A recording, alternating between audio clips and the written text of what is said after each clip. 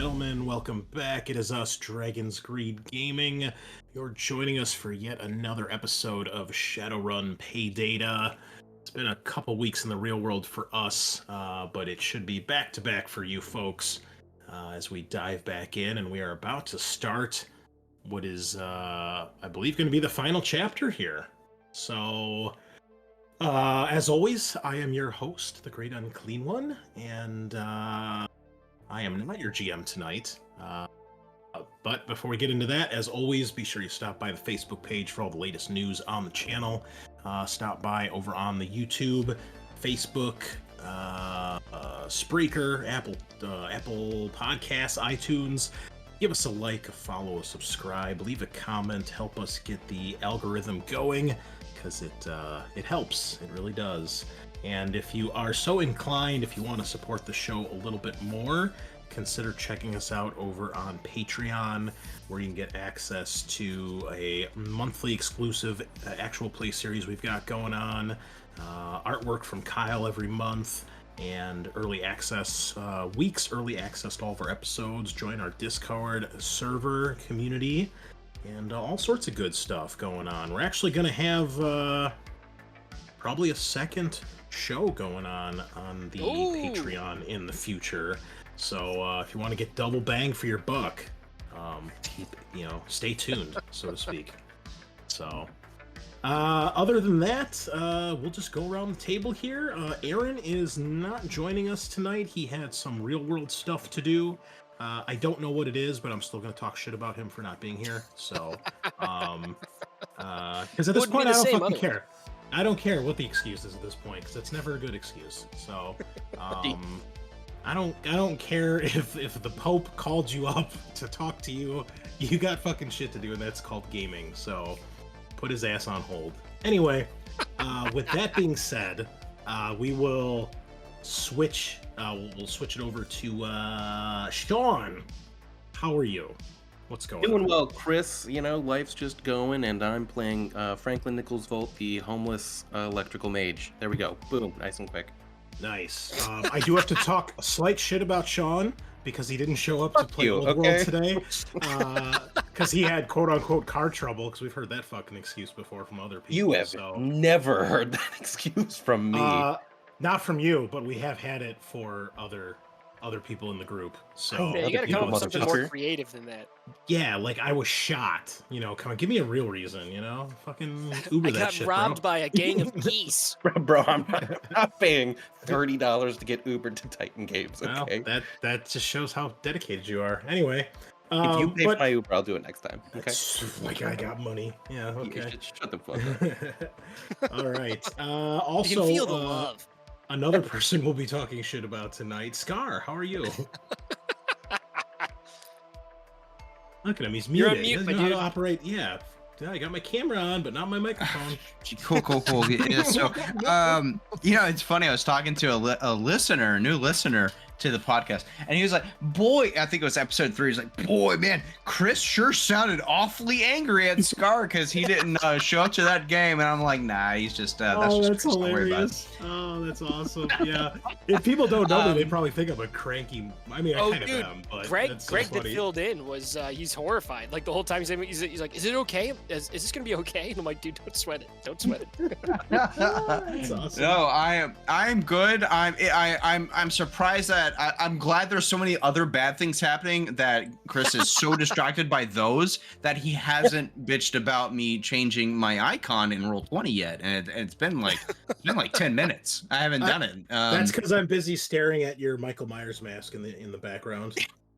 That's just an unpainted William Shatner. Okay, it's not my right. It's more or less true. It's more or less true. But I'm playing Mantis, our four-armed, sword-wielding, bow-wielding guy who has bad ADHD, yeah.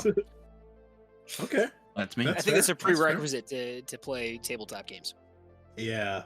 Adam, who are you? That's me. I'm Adam. Hello. I am the game master for this motley crew. I will be playing everybody that's not these guys.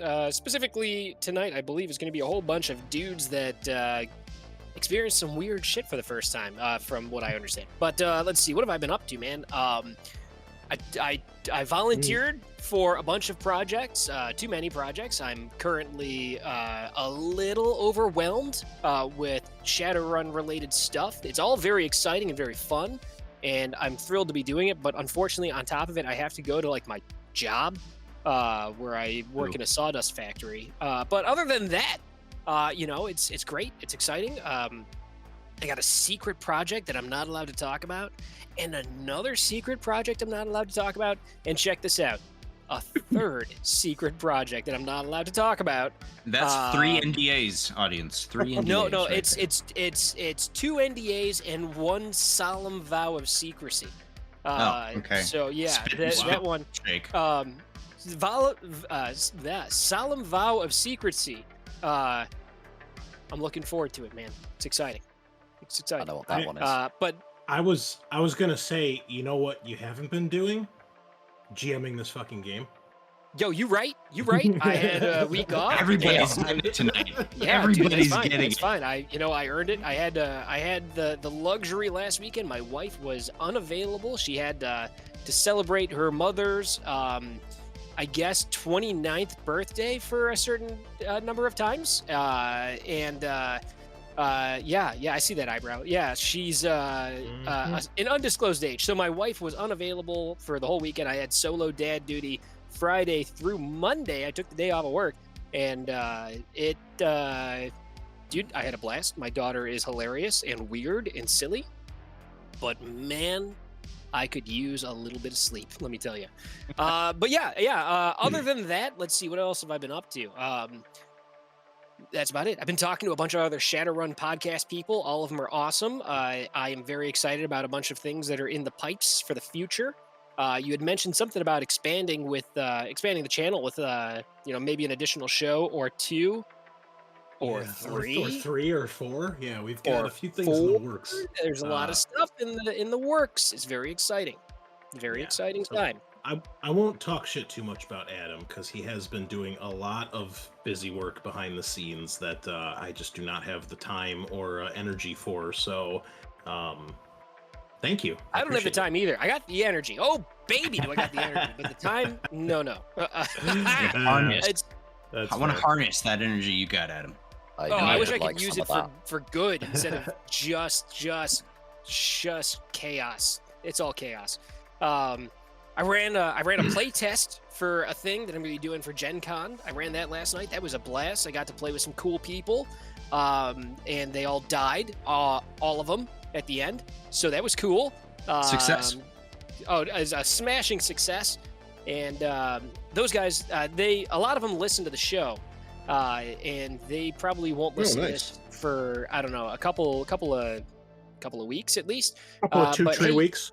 Couple two treat, yeah. So you guys that got to play in that, guess what? It's part of the show. You'll find out about that in, I don't know, probably about a year. But hey, all right. Hey, I did something similar last week. I ran the game that I'm gonna run at Adepticon for Wrath and Glory.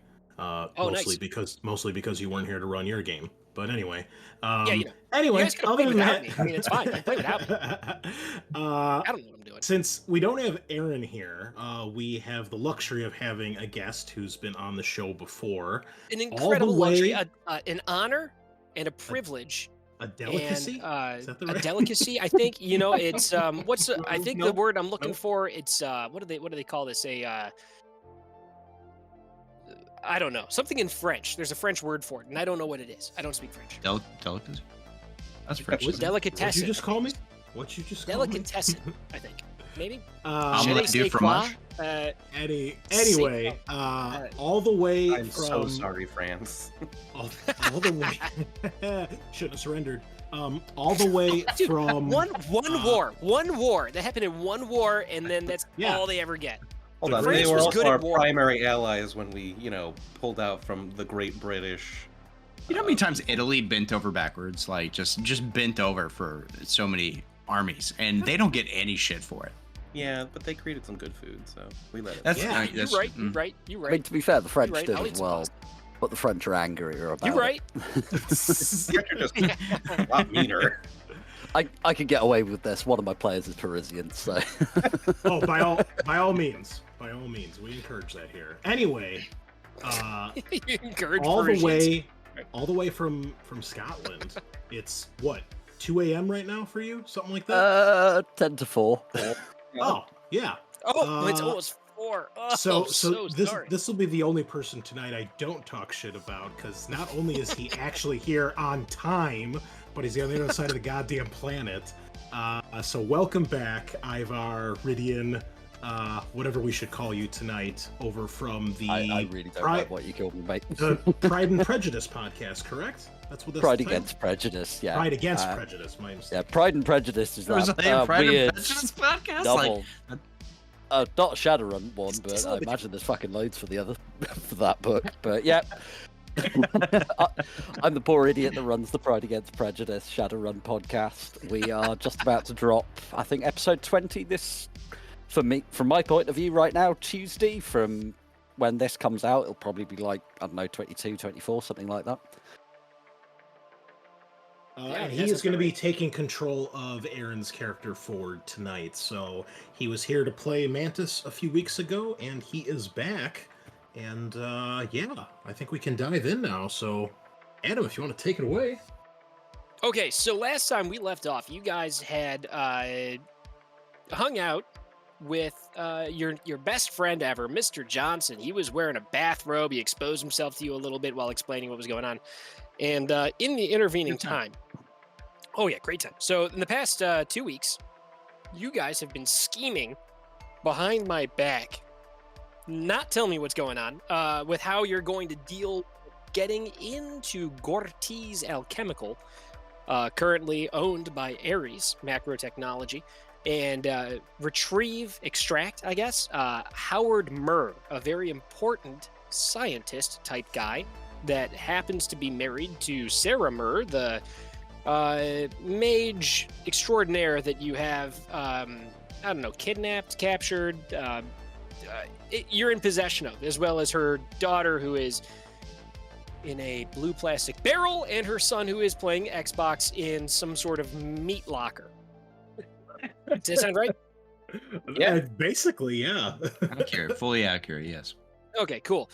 You guys had a timeline. You got like a deadline, and I do mean dead, of 11 hours to get all this stuff done. You have access to Mr. Johnson's super rad connection to get gear.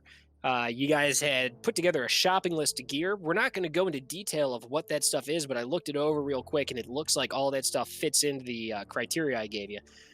You guys contacted a Decker, one of Jimmy's guys, dude by the name of Turbo Laser.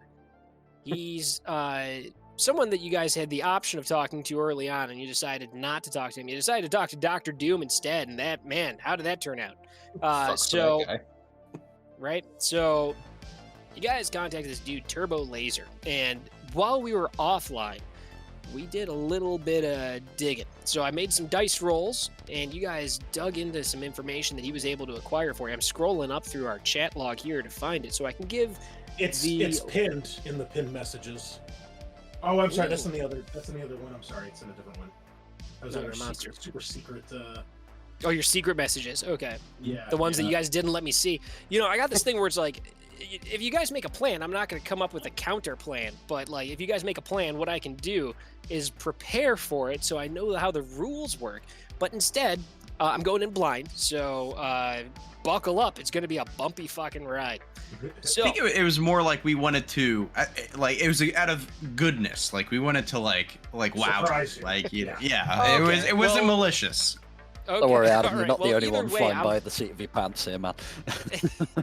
Yeah, dude. Yeah.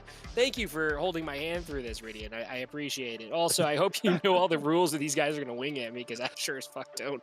We'll find so, out. I have all no right, let's fucking see. clue. Yeah. Yeah, dude.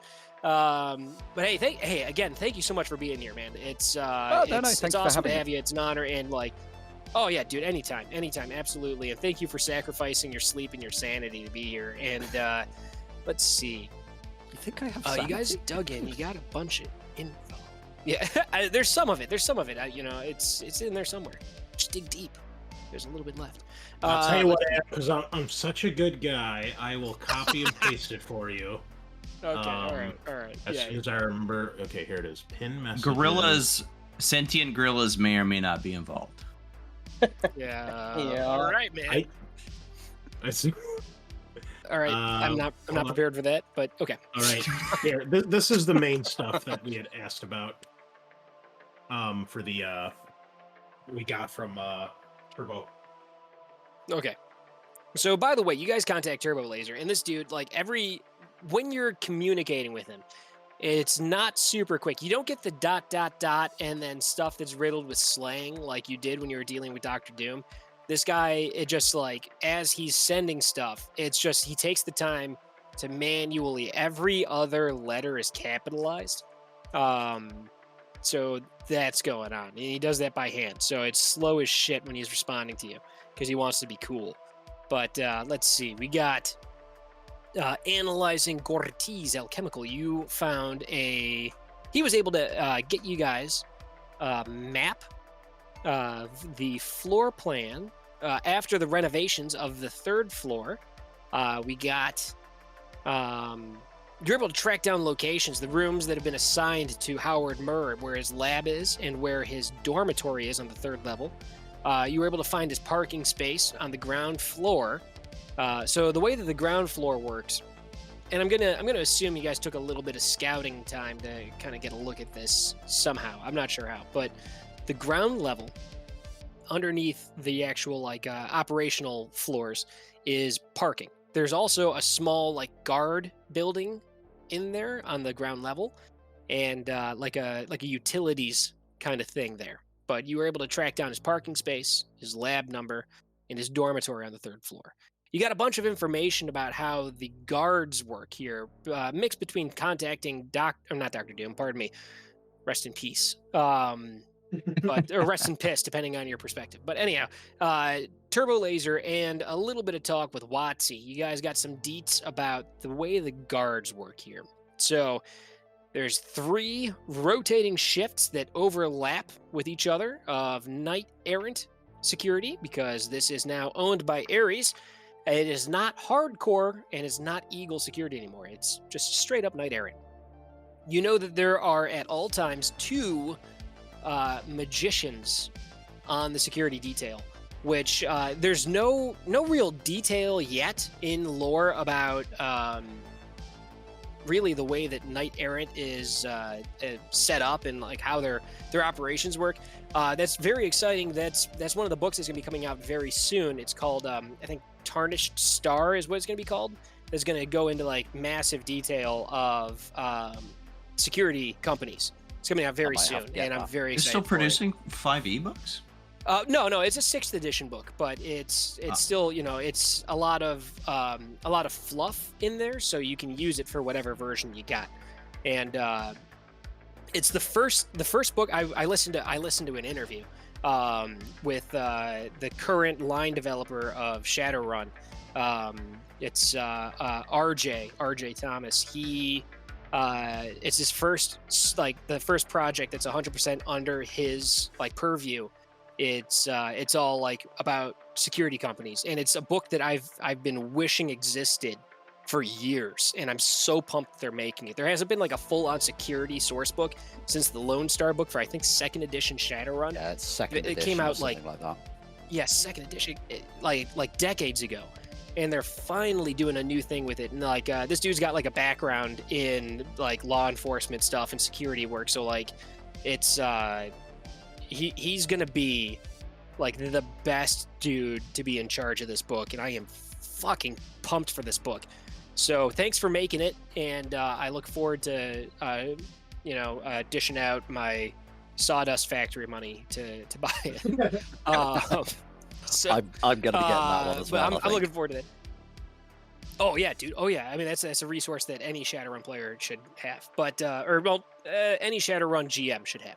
But anyhow, so I made up some bullshit about how Knight Errant works, and because of the way the rights work and who owns what, the magicians that work for Knight Errant, I'm calling them Mage Knights, because whiz kids. So Mage Knights. Yeah. Oh yeah. So anyhow, 2 mage knights. That's a long way for me to get to back to the initial point of 2 mage knights at all times. These guys running security, they're magicians. You are aware through talking to Watsy that these guys tend to favor non-area effect spells due to wanting to prevent damage to the facility. A lot of mana spells, a lot of more defensive and detection type stuff. You know that they keep Bargists as security. So these are like awakened mastiffs. They got powers where they can like terrify you or paralyze you with their bark and howl. So pretty similar to what you guys dealt with the Banshee. And let's see, what else did you guys dig into?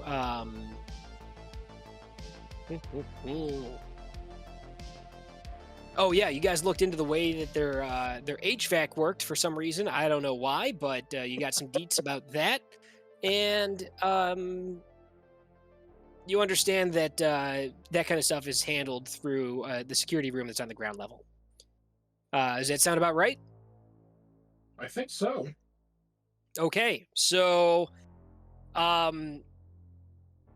you guys order all this equipment. You come up with a list. You guys brainstorm. You huddle up, and you guys are in this weird meat. I keep wanting to say factory. This meat factory. I don't know, but the place that Maggot Mike had normally hung out in, and he's gone. He's out doing his business, which you guys don't want to think about. It's probably pretty nasty, but he's out there doing his thing.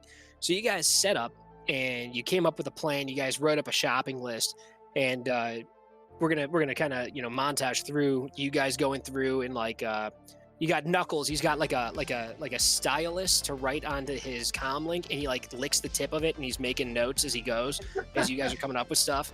And like there's like a montage of you guys trying on silly hats and whatever.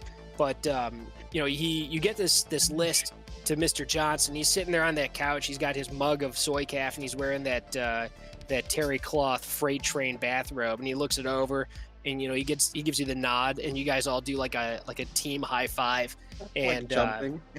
Yeah, exactly. And it's and then it cuts to you guys. Whatever you're doing for 15 minutes, you guys are playing like ping pong or something, and then like a delivery comes through, and it's like this dude. He's got like a shaved head, and he's got like this big pointed beard. He looks like the dude from Anthrax.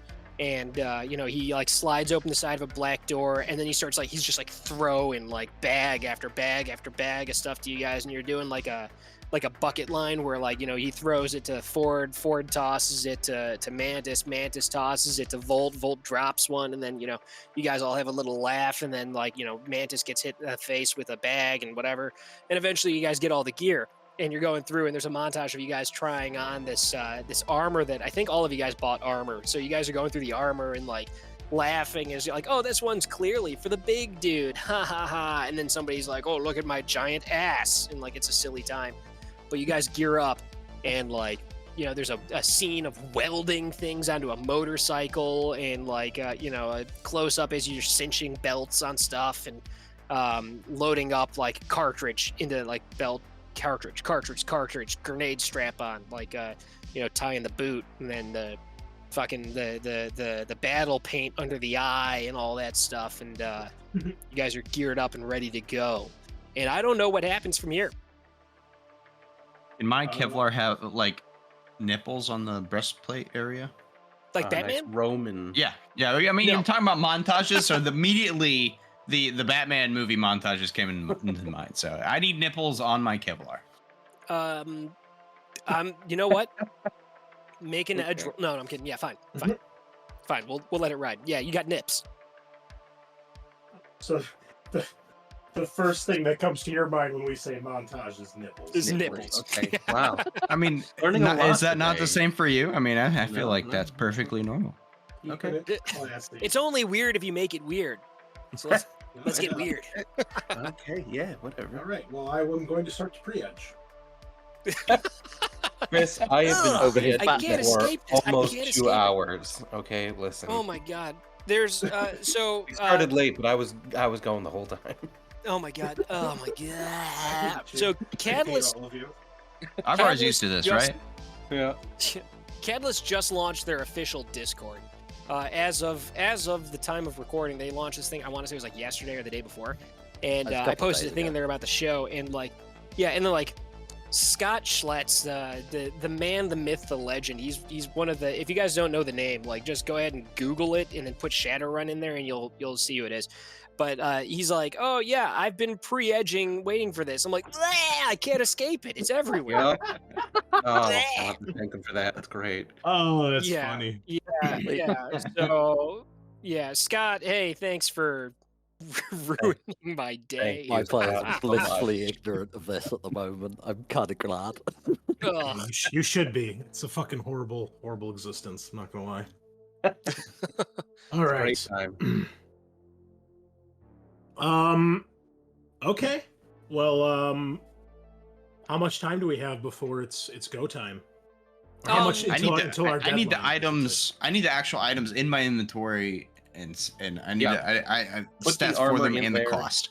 It's been 2 weeks. You did. You've you had guys- 2 weeks to figure that shit out. Okay, so And Don't no make one me talk answered my more question when I asked in our private. what was your question?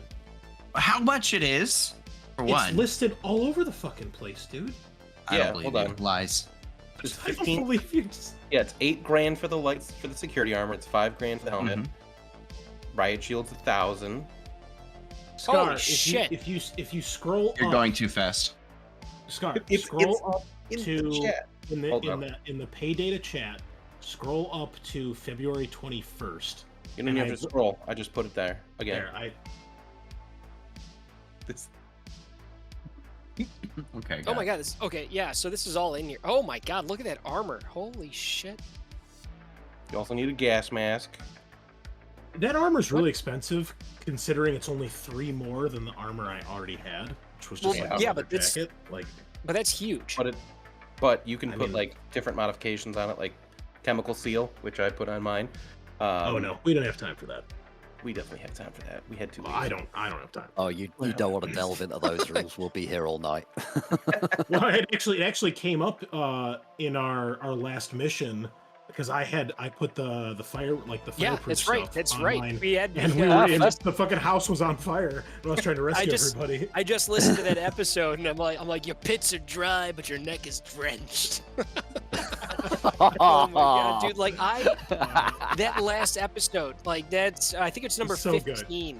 Like, dude, I listened to that, and I was at work listening to it, and like, man, there were a bunch of times where I was laughing out loud like an idiot at work, just walking through, and I'm like, people are like, "What's wrong with you?" I'm like, "I'm hilarious." And they're like, "What are you talking about?" And I'm like, "Fuck you, fuck you, let me live my life."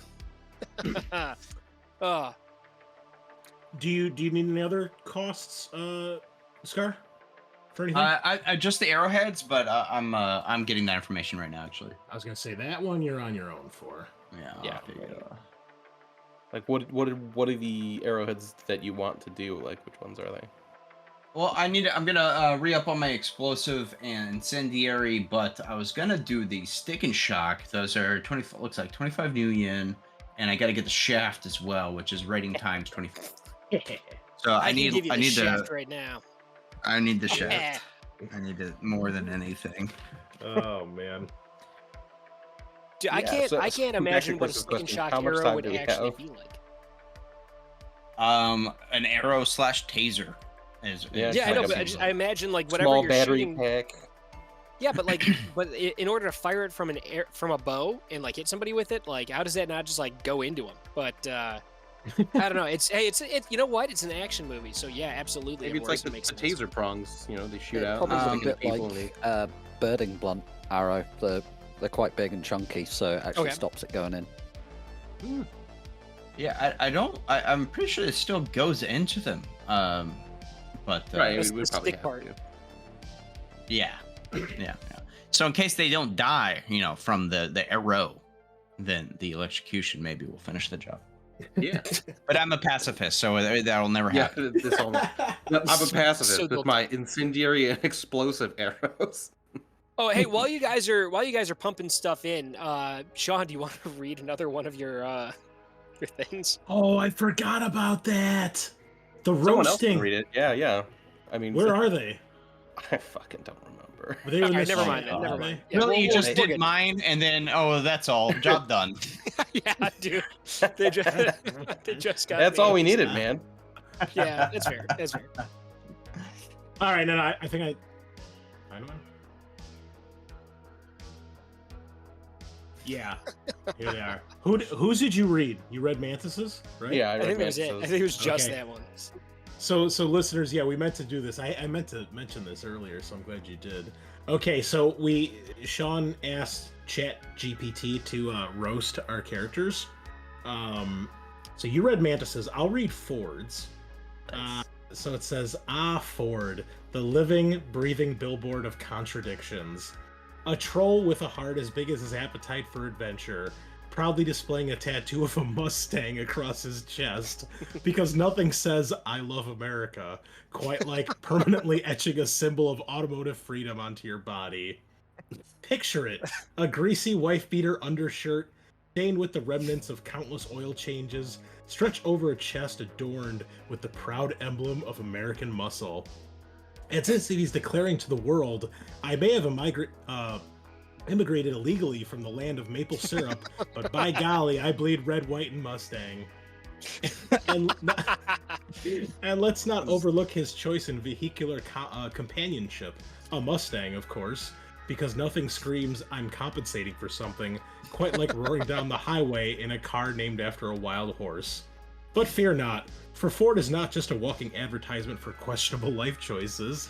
He's also a master of the road, a rigger extraordinaire, weaving through traffic with the grace of a bull in a china shop and the presence of a sloth on roller skates.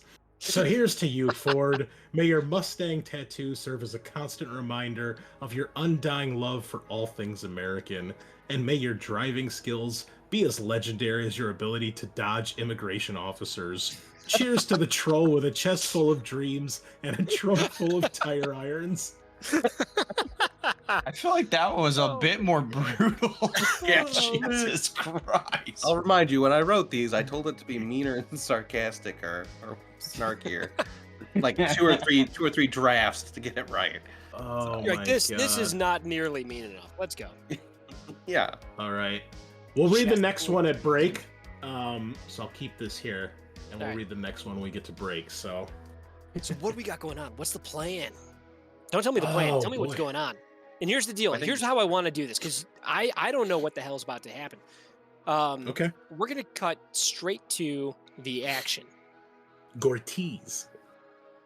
Yeah. So we got like an aerial shot, external. Gortiz Alchemical. It says that across the bottom. It shows the timestamp, which is whatever you guys decide the timestamp is, and Okay. it's and it shows that, and like it kind of pans a little bit, rotates around the building just a touch as you see it, and then it cuts to you guys, wherever you're at, in whatever vehicles you're in. So I'm guessing a lot of you are probably in the black Americar. So myself and Sarah are on my bike, and then the other three are in the Americar. Okay, so we see you on the back of the bike, and the bike is now upgraded with additional armor plates that have been quickly welded on in the previous montage, and it's got like a bunch of like extra armor on there, and it looks kind of a little bit like slapdash, but it looks badass. Like it's hardy. It looks like industrial rather than like any kind of like real like professional thing. Like it looks like it's just like, all right, this is gonna do it.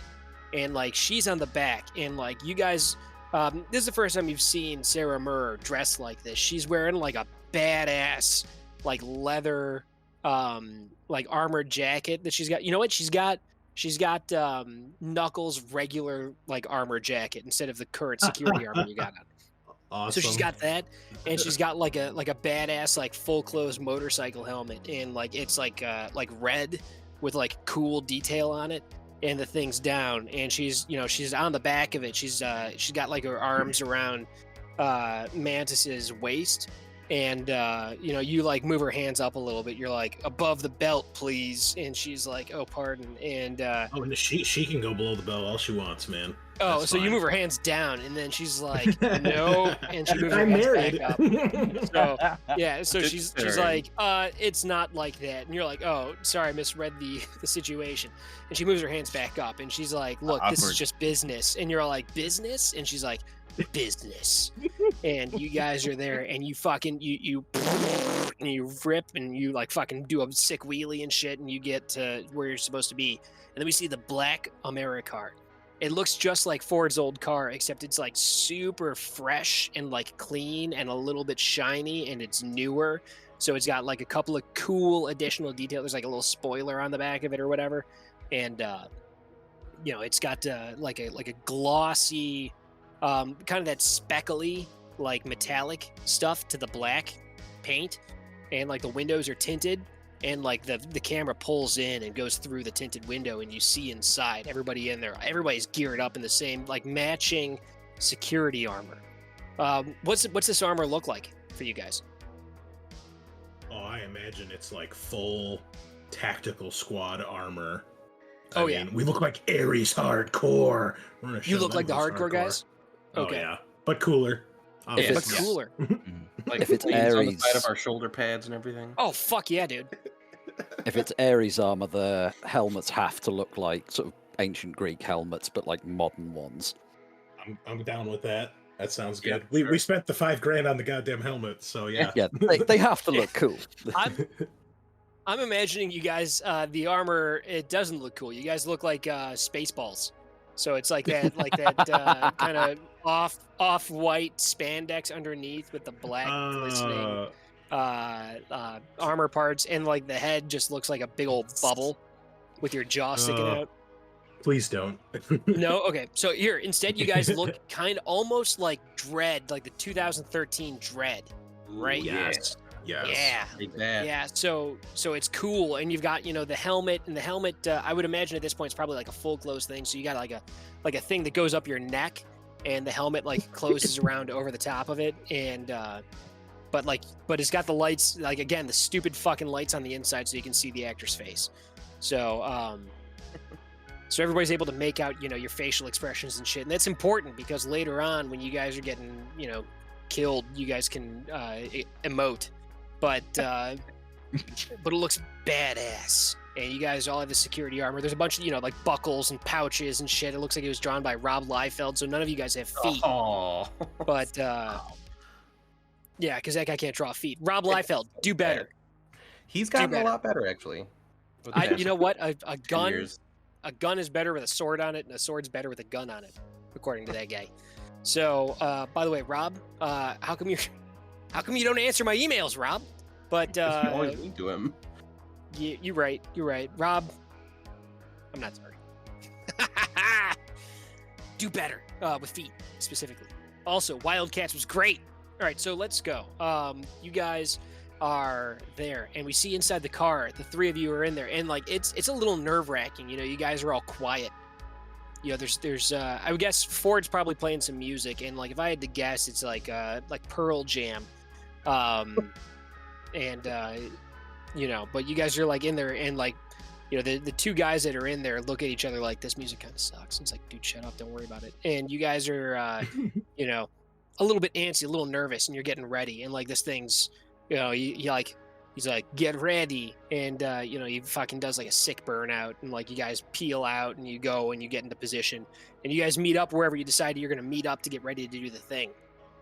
And then you guys are going to do the thing, and I have no clue what that is. So let's see what's going on. All right. So Sarah and I were both supposed to summon a spirit. She was supposed to Are you- summon her like weird super spirit. Oh, you guys were supposed to. Yeah, that's right. You guys were going to do some ritual stuff ahead of time. Yeah, and then I was gonna So- find a spirit. Yeah. So you guys, she was telling you guys like, it's going to be. We can do this, but it's a very personal thing. It's a little intimate, and you go through, and this is where you get your initiation, right? So Oh, you guys are there, and like she's like, okay, so it's important. This is the way that I do it in my tradition. She's like, what's your tradition? And, Volt, I think you don't have one, right? My tradition is homelessness. She's like, she's like, look, I studied at MIT and T for 6 years. So Wow. I've got a little bit of a background in this. So let me teach you a few things. And so she goes and you guys are in this room and she locks the door and she draws down the shade and she like prepares some stuff. She lights some candles and she goes over. There's like a Nest thermostat on the wall because Nest is still around. Nest is a AA corporation at this point, by the way. And she goes over to the Nest thermostat and she dials it up and she sets it for like 90 degrees. And like it immediately you hear it like snap on and it starts pumping heat in there and like very quickly you start sweating and she's like, strip. And you're like, what? And she's like, down to your boxers.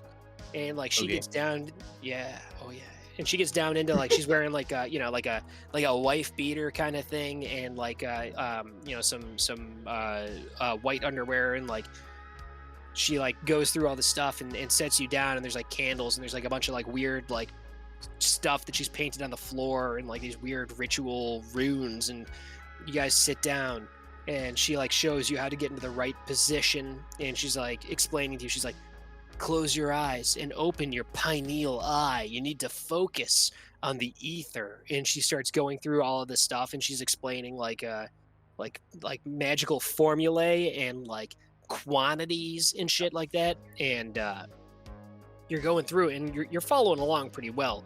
And she explains some stuff to you. And as you're trying to visualize what she's telling you, like she like scooches, and so you guys are sitting there and you both have, you're sitting crisscross applesauce and like her knees are up against your knees and then she's like, give me your hands, and she takes your hands and like just for a moment your heart flutters. Her hands are soft and warm, real warm. It's like 90 degrees in here but her hands are warmer and she's like and it's a gentle touch and then like you're like uh-oh, and so you're sitting there and she's like, close your eyes. And then like you feel like just this moment, this weird tense moment, and then you feel something on your forehead and you realize it's her forehead and you lean forward and the two of you are sitting in this pose mirrored and you're holding hands, touching knees and forehead, and she's talking to you and you can feel her breath on your gross mustache and she's like explaining what to do. And as she's explaining these things to you, it all makes perfect sense suddenly and you understand and like you feel this bizarre rush as you astrally project in a way that you've never done before and you travel beyond instead of just the astral plane that you've seen thousands of times. Your perception rushes through like a tight tube. It's like you're being sucked through a straw and you come to the other side and there's this shadowy figure that's there and like you're listening to her words. She's like, breathe in, breathe out. Think about the way that the matrix of energy surrounds us. And you like suck through this straw and you see this figure in front of you. It's like this guy that's like he's in lotus pose and he's got like a dozen arms and he's shrouded in like this tattered brown robe. You can't make out any kind of features, but you see like points of light under the hood, green little points of light. There's like 7 of them moving around and like he's like talking to you and he's got this voice. He's like, you have ascended. Welcome to initiation. I will guide you on your quest. And like his arms reach out and grab into you and you feel like you're being torn apart and your consciousness spreads across the fucking multiverse. You experience the meta planes for the first time. You're racing through dozens of them at once and like your whole thing, your consciousness slams back into your body and you come to and like you're like sweating profusely and you're in this room sitting in the same lotus pose that you saw this thing floating in and you're like 2 inches off the ground. And she's there and she's looking at you and she's like, what the fuck? And you're like, oh, and then you look down and you realize you've got like a fucking full stick of Mentos going on. And she She looks and she sees it, and you guys lock eyes for a moment, and she's like, "What are you doing?" And, Wow. and Just trying to you're help our like, team, and I'm getting fucking roasted this session. I was about to say, if this was me in real life, I would 100% get an accidental boner. "Oh yeah, dude," and you're like, "It's not intentional. It's not on purpose." Listen, And she's opening like, my third eye caused a lot of things to happen to me. And she's like, "It's okay. It gets weird." And you're like, "Yeah, it's weird." And she's like, "It gets weird. Don't worry. We'll get through this together." And then she Okay. like she holds your hand like tight, and then you're like, and you suck back into the metaplanes, and again your consciousness is shattered, and you're like traveling through like blasting through webs of like mirrors and like fucking you see like molecules, and then you can see like bizarre forms of people you used to know kind of morphing, like they coalesce and then dissipate, and like all of this stuff you see all of your entire life, every single memory you have just like rapid fire just flashes like pow, pow, pow, pow, pow, pow, pow, pow, all at once. And then also at the same time you're seeing from the other side, from behind your head, you can see it. It's the same thing, but it's going through alternate paths of reality, and you're seeing like all the different things that could have happened. You see that dude that you're chasing through that crowd that had the samples, and instead you manage to just reach out and stop him, and then he apologizes, and you see a completely different future that could have happened but didn't happen. And then you see like everything that could ever be laid out before you in this plot. It's like a constellation of reality, and then it all just kind of slowly stops, and then it all retracts and sucks right back into you, and then you bow, you slam back into your body, and you're rocked back, and then she's holding on to you, and you realize now that you're like laying down, and like you're sweating so profusely there's tears streaming back down your eye, from your eyes down back into your ears, and she's holding you, and she's like, this isn't part of the binding ritual, this is something else. And then you're like, I have seen the lunar worm. And your consciousness is forever expanded in a way that you can never, ever change. Did And that you costs take 10 some of karma. the chain? And you get a boner. I now have two boners, a mind boner and a physical boner. Yeah, dude. You got a raging brainer. And Oh, great. Adam, that was some intense GMing, man. That was fucking. I don't great, know, dude. Like I've got, okay, so here's the Yeah. deal. Check this out. Tonight's madness is brought to you by, unofficially, brewed and canned by Martin House Brewing Company in Fort Worth, Texas. Any of you guys out there in Fort Worth, get down to Martin House Brewing and check out a beer called the Penguin. It's a whiskey barrel-aged stout inspired by Moose Tracks ice cream. It's got chocolate, peanut butter, vanilla swirled together. It is aged for 4 months, which is not quite long enough, in whiskey barrels. This is a 15% alcohol by volume fucking delight. Let me tell you, this thing is delicious. 15. I am going to be blacked out by the end of this session. I hope everybody's ready for that. So, Yo, boy. It's just if what you you guys, do if- is metaplanular weirdness. oh yeah, let's get weird. If I stop talking for more than 5 minutes, call the police. So yeah, that all happens, and then you did whatever spirit thing you're trying to do. That happens. Okay. Thanks, man. I'm glad we got glossed over my Wow. section. Oh boy. Okay, cool. So we summoned two spirits. Great. But yeah, now you're able to the initiation thing is complete. You are able to increase your magic attribute to 7, and you also gain like a cool bonus thing. I think you spent the karma to initiate, right? Yeah. Okay, did you pick your cool bonus thing that you do? Yes, it is Okay. shielding. So when I'm giving my allies or myself some bonus dice to defend against other people's spells. Okay, so your counter spelling is improved. Yes. Okay, cool. So yeah, that entity, that 6-armed, hooded, robed figure with the 7 points of green light floating around within the veil, it shows that to you. It teaches you, and it's like, in order to succeed, you must be able to defend yourself. Take the magical matrix and twist it to your own bidding. and it shows you like with the 6 arms like flowing in bizarre like the symbols that you recognize from the Kabbalah, and it teaches you how to better defend yourself and others.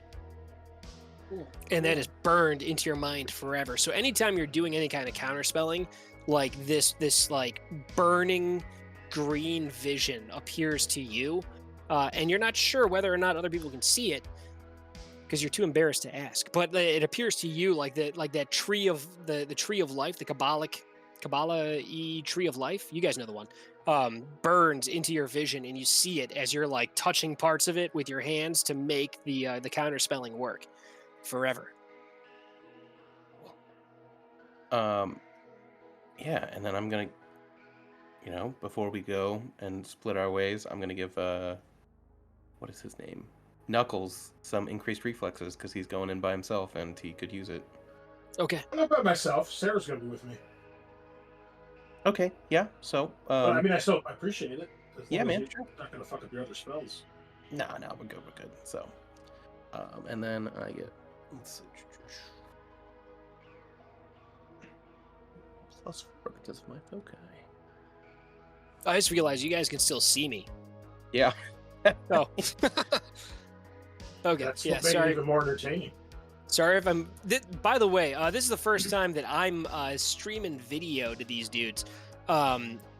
This is just basically what I'm doing every time that this is going on. Like, so there's a lot of me doing weird moving around stuff that no one can see. So, by the way, listeners, I don't stop moving ever. So keep that in mind, I guess. Maybe. Okay, I got 6 successes and resisted 4 of the 7 drains, so I do take some damage. Okay. Unfortunately, that stun damage is gonna be on you going into the action. Yeah, it's physical damage. Ooh, shit! The physical damage is gonna be on you going into the action. Yeah. Uh, and then I'm what's gonna the cast kind of Stun on spirit myself. that you can't? Oh, it's physical. Yeah, you can turn it into stun. What's the spirit? Spirit of Beasts. Spirit of beasts. Did you already pull stats for that? No, not yet. No. Okay. So I can do that. I'll be Adam, that reminds me, one thing I meant to ask you, was there any way that I could have healed any of the remaining physical damage that was still on me in the time that we had? Yeah, because I imagine you guys spent at least a couple of hours. So, how more physical damage you got? I have 4 wounds on me. Yowza. Oh no, 'cause, I mean that's you did a physical healing like medicine test already, didn't you? Yeah. Did you get the heal spell cast on you as well? I believe so. So, yeah, I think. Oh yeah, I think you're we did- stuck with that shit then for this adventure, unfortunately. Good. Make it Good. more fun.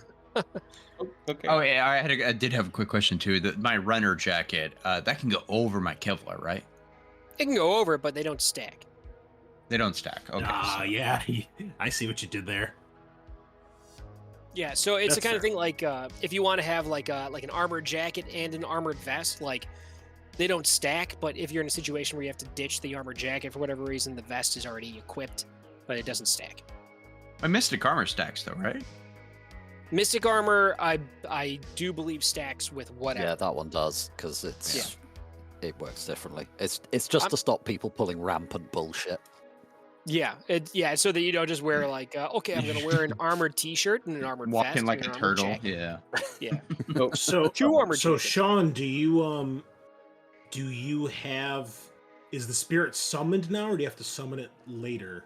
It's summoned now. If, like he said, we went through the summoning process, so it's summoned Okay. now. Yeah. So basically, the way that would work is that he's gone through the process to summon it, and then, he can talk to it, whatever, and then it'll like dip back into the astral plane, and it hangs out there until he calls it back. Right, and so I needed to spend a few hours binding it, but Yeah. So that's fine. As Yeah, long- as that's long also as I have part of the time to do process. that. Yeah. So yeah, after you go through your initiation, that you like, it was unexpected. That just happens, and then she's like, "Holy shit, this is not what I was expecting to happen." But you guys talk about it for a minute, and she goes, "Shh, shh, shh, shh. It's personal for everyone. It's okay. I went through it too. Yeah. It's unique for each of us, but we need to really focus for a little bit. Okay? Let's do this. Let's get these spirits. And so you guys go through and you summon your spirit, and then she shows you, she works with you to bind it, and like, you know, you guys are there and you're like offering it stuff in order to kind of like as a favor, like, okay, look, if you do these things for me, I will give you. And you said it's a spirit of beasts. Yeah. So What's I it look purchased like? a bunch of reagents. Yeah. It would be like an electrified hound.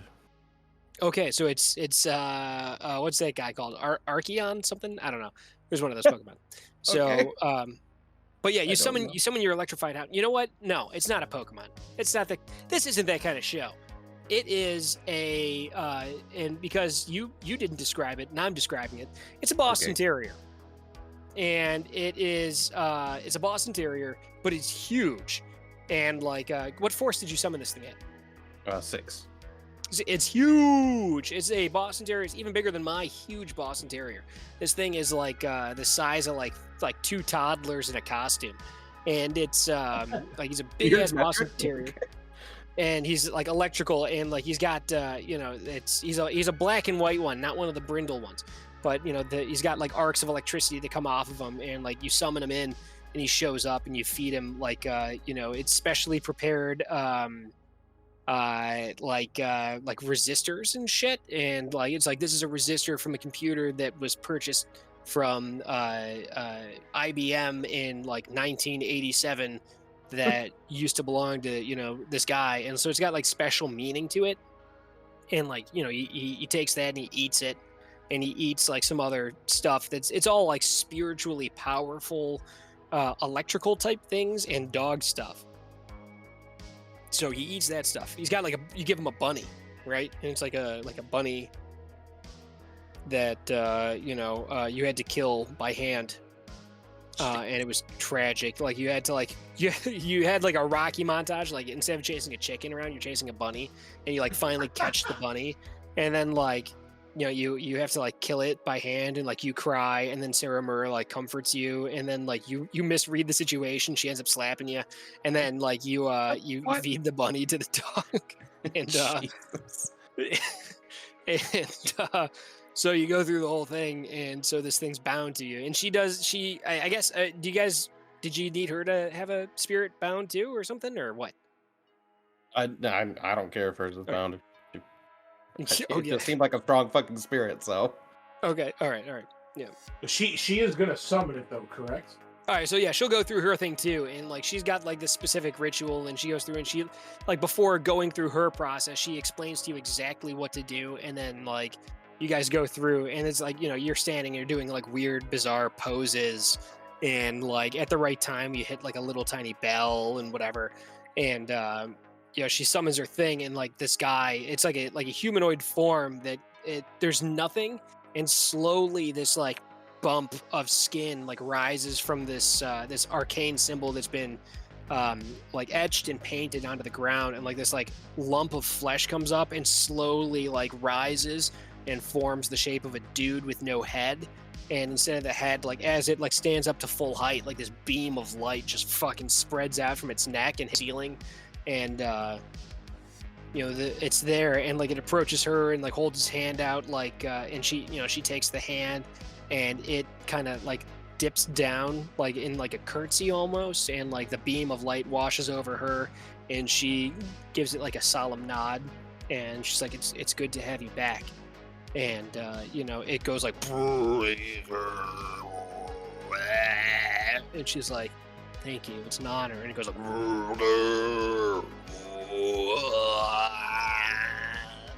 and you don't understand what's going on, but like she understands it, and you know, with a nod and a gesture, the thing, you know, flips into astral space, disappears, and the whole time, like, and then after that's done, like you're standing there, and your hair and your beard has been like blown back, and like is like it looks like you've been in like a fucking wind tunnel, and she looks glorious. You know, like her hair has been blown and it's like tousled, but you look like you've been like hit by a fucking jet stream. And and then she's like, okay, I'm ready. And you're just like, but You know, and then she goes over. Yeah, she goes over and she turns the temperature back down to a cool 69 degrees, and you know, she had like towels prepared, and the towels have like essential oils on them or something. They're ready, you know, and like, you know, you get the towel and you like dry off, and she dries off, and like she's like, I need a shower, and then she goes off to shower, and then you're sitting there, you're like, what the fuck just happened? Like, this has been the most intense, and then you look at your comm link, 8 minutes of my life. Okay. Great. I'm glad we have so much extra time to do things I didn't think we'd have. Okay. It would take a lot longer than that. Yeah. It takes a lot longer than that to get all your gear, by the way. Yeah, Wow. I guess. So whatever. Wow. Yeah, you guys get to great. the right amount of time. So I'm just sitting in the car with Ford and Mantis, rethinking my entire life after having seen all of that. Is it too much? No, You, That was intense. You doing okay there, Volt? no. Seem like you're kind of in your head. Oh, Yeah. love the glasses there, Scar. Or the headband, whatever the fuck it is. Bolt, Yeah, dude. wake the fuck up. Wake the fuck up. We need Sorry. you. Head in the game. Yeah. Okay. No. So All right. I'm gonna pull up alongside the Americar on Ford's side, and then be like, all right, you guys ready? Yeah. Listen, we have to time this so we all get in. I mean, preferably you, Uthrak, when the mana barrier is down for that short period of time, right? Yeah. Otherwise, the spell's gonna be fucking dissipated, and like the spirits can't get in, and the mages know we're here. Yep. Oh, by the way, listeners, there's a tiny window where the mana barrier is down. So the way that this stuff works, these mages will conjure a mana barrier, and it lasts sun up to sundown. And then there's someone that comes in, conjures one that goes from sundown to sunup. So there's a very small window where there's no barrier. We're talking like maybe like a minute that you can get through. Yeah, that's what we're trying to time. We want to try to enter the building when the mana barrier's down, and I'll be like, all right.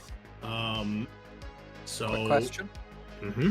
Is the mana barrier on the perimeter of the facility or the outside of the building? It's basically overlaps the walls Cool. Thank you. All right.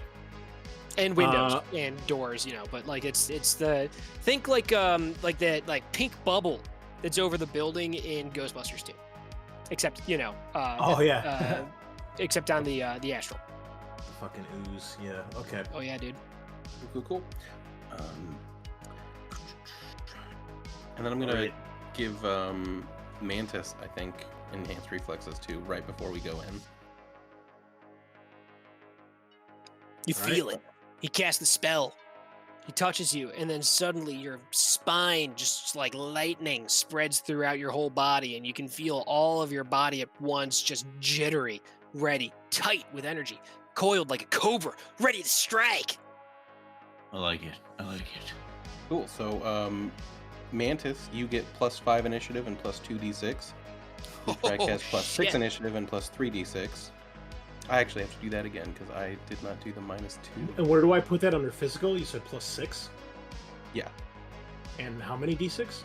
+3 d6. So 3 in addition to whatever you currently have, Oh, up to So a maybe maximum of 4 5. d6? Yeah. yeah, So I man. only have one? What? Holy shit, dude. You're going to be fucking cruising. Dude, have you been doing fucking astral push-ups? Because you're fucking jacked. Yeah, You're yeah, gonna be man. like a weapon with a bum full of dynamite. I bought some fucking dope ass shit that helps me with my fucking spells. Finally. Barely. Holy shit, man. You really are magic. Okay, yeah. So you get the +2 d6 and +5 Mantis. Wow. Sorry, I'm freaking out because my equipment's like gone. What? We don't need equipment where we're going. We just need violence, and you need to do it. Just violence. A lot of violence. Unshackle your pacifism. I know, Okay, I see so there's a bunch of equipment on here. make sure your sound filters are on. And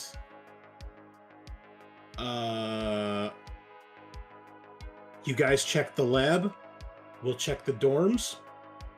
Once you find him, radio the other. Get the fuck out. Yeah, gas masks in case. Yep, gas mask equipped. I'm gonna hand Guns out- loaded. I'll hand 5 trauma patches to Uthrak in case something bad happens to you guys. Here's some trauma patches. I will give all but 1 to Sarah because I don't really know what to do with these. So She tucks him into like the pockets of this jacket. There's like an inside, like a breast pocket. And she like tucks it in there, and then she's like, "I've used these before. I know how to do them." I figured. Right. Yeah. All right, you ready to get your old man back? I miss him so much. All right. I'm gonna kick his ass when I see him. Yeah, but that's justifiable. Yeah. So our meet point is back. I think back in the parking garage, correct? Once we extract.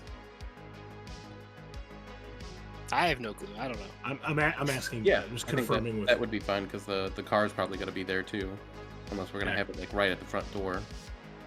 No, you are not.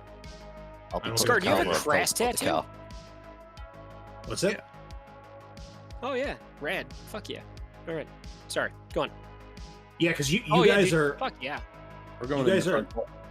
You, I think you guys were putting the car on the floor with the parking garage with the bridge, the sky bridge, because that's the same level as the labs. And then Yeah, the labs are on level 2, and the garage is 2 stories. So yeah. Yeah. Or no, I think the garage was 3 stories, but the bridge is on the second. Yeah, so that's where the car is going to be, and then they're going to go through that entrance. And then we were going to have Sarah use what spell was it, Sean? Barrier spell. Mana Oh, barrier. you guys are gonna do the fucking physical barrier thing. That's so rad. Holy So shit. we're gonna Yeah. have Sarah do the physical barrier so that her and I can ramp up to the 3rd floor through a window on the motorcycle. So fucking awesome. I love it. I fucking love it. And we're So, trying to yeah. time this so we can get through the mana barrier too. So Well, it's about a minute opening, right? So Sarah and I can see when the mana barrier is down, right? Yeah. Yeah. Yeah, Oh yeah. You my guys are God. able to watch. Do So, it. so you guys get into position, right? You got the car on the 2nd level. You got the bike on the top. And you guys are there, and the 2 astrally perceivable, the 2 that can astrally perceive Perceptive. are ready.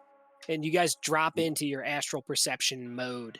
Unfortunately, that doesn't work through the car window, so you have to have the window rolled down. You got your head leaning out of the car before you do your thing, and you look out and you're watching.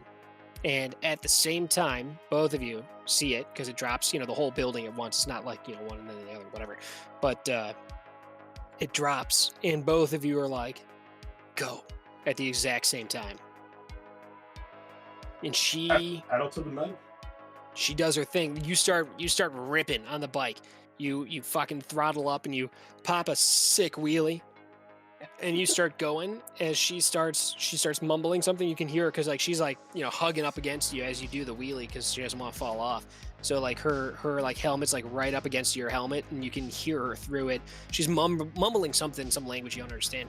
And then you see as you're ripping ass. I keep doing that. You're hauling ass towards the edge.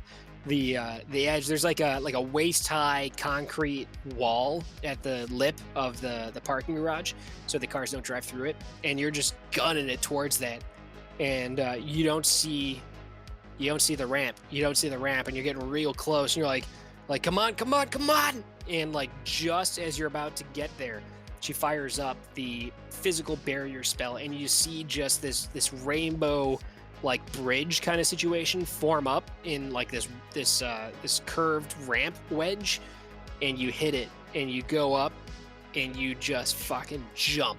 I need a driving test from you, and I need at least, God, this is totally crazy, 3 hits. Let's get 3 hits for you to make this sick Might be a time jump. to, Don't even say it. I will kill you. I will slit your goddamn throat. Don't you dare. Chris, I'm gonna need you to Re-edge. Of course. Oh of course. God, I can hear you leaning into the mic. Some ASMR. Drive, pilot, what is this? Pilot Groundcraft. I Here we need go. pre-edge ASMR in my life more. Put the microphone in my mouth. Yeah, All right. you really should. Here we go. Oh yeah, that's what does it. Oh my God, only 2 successes. Oh, Bro. And I You edged slam too. into the side of the building and die. Cool. Well, good luck, No, guys. no, all right. Oh Fun no. while it So lasted. here's all right. We'll come Yeah. back to what happens with your failure on that. So you guys on the second level, how is this going down? Are you guys trying to drive across this thing?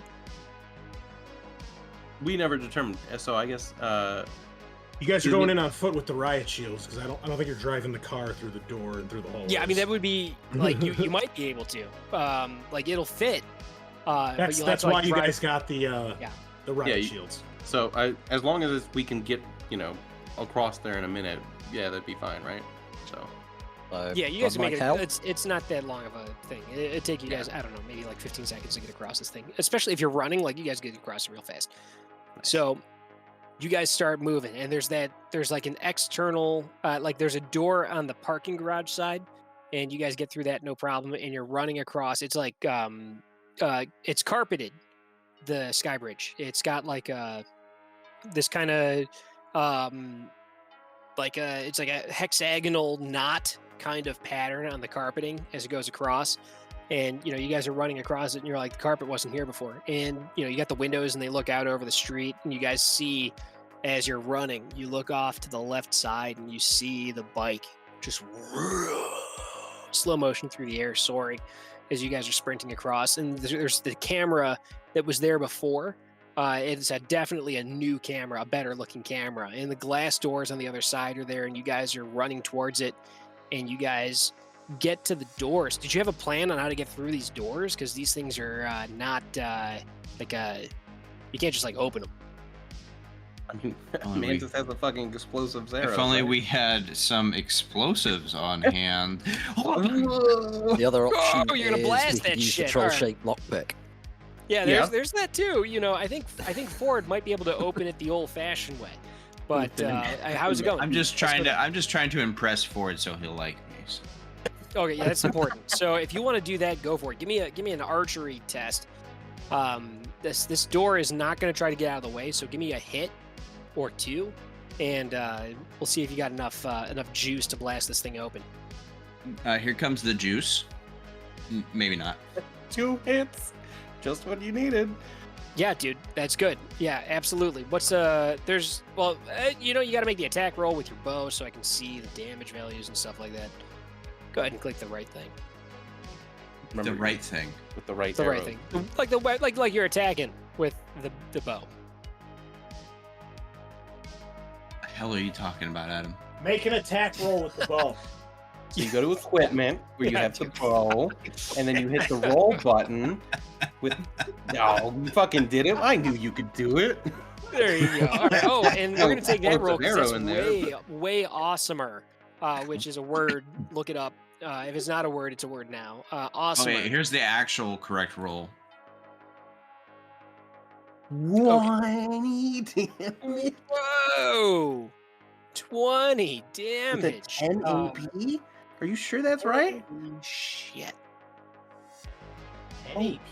How? Explosive head, and you've got an explosive. 11 just this- DV on the explosive head. Holy shit! All right, so you fire this explosive arrow as you guys are running. So unfortunately, you can't have. Well, no, you can. You got all these extra arms and shit. So you got the shield and the bow over the top, which is fucking bonkers. And you fire off this explosive head. This thing is shaped. It looks like a step drill, a step drill bit on the head of this arrow. If you guys know what that is, look it up. It'll make sense. And this thing flies, and it hits the door like right in the middle. And as you guys are approaching, just before you get into range, it detonates and explodes, and it fucking blasts the door open. And like it's glass. It's mostly glass with a metal frame, so the glass all blows out. But it's got like the mesh inside of it, so it's like a bunch of like pebbles that fly out of it, and the metal frame bends and twists away, and there's like a gout of black smoke. And the thing peels open, and you guys burst in. So you're into this hall. And as you guys get into this hall, it's very similar to how it was before. Where you're coming from on the right hand side, you've got those windows that run the length that look into these labs.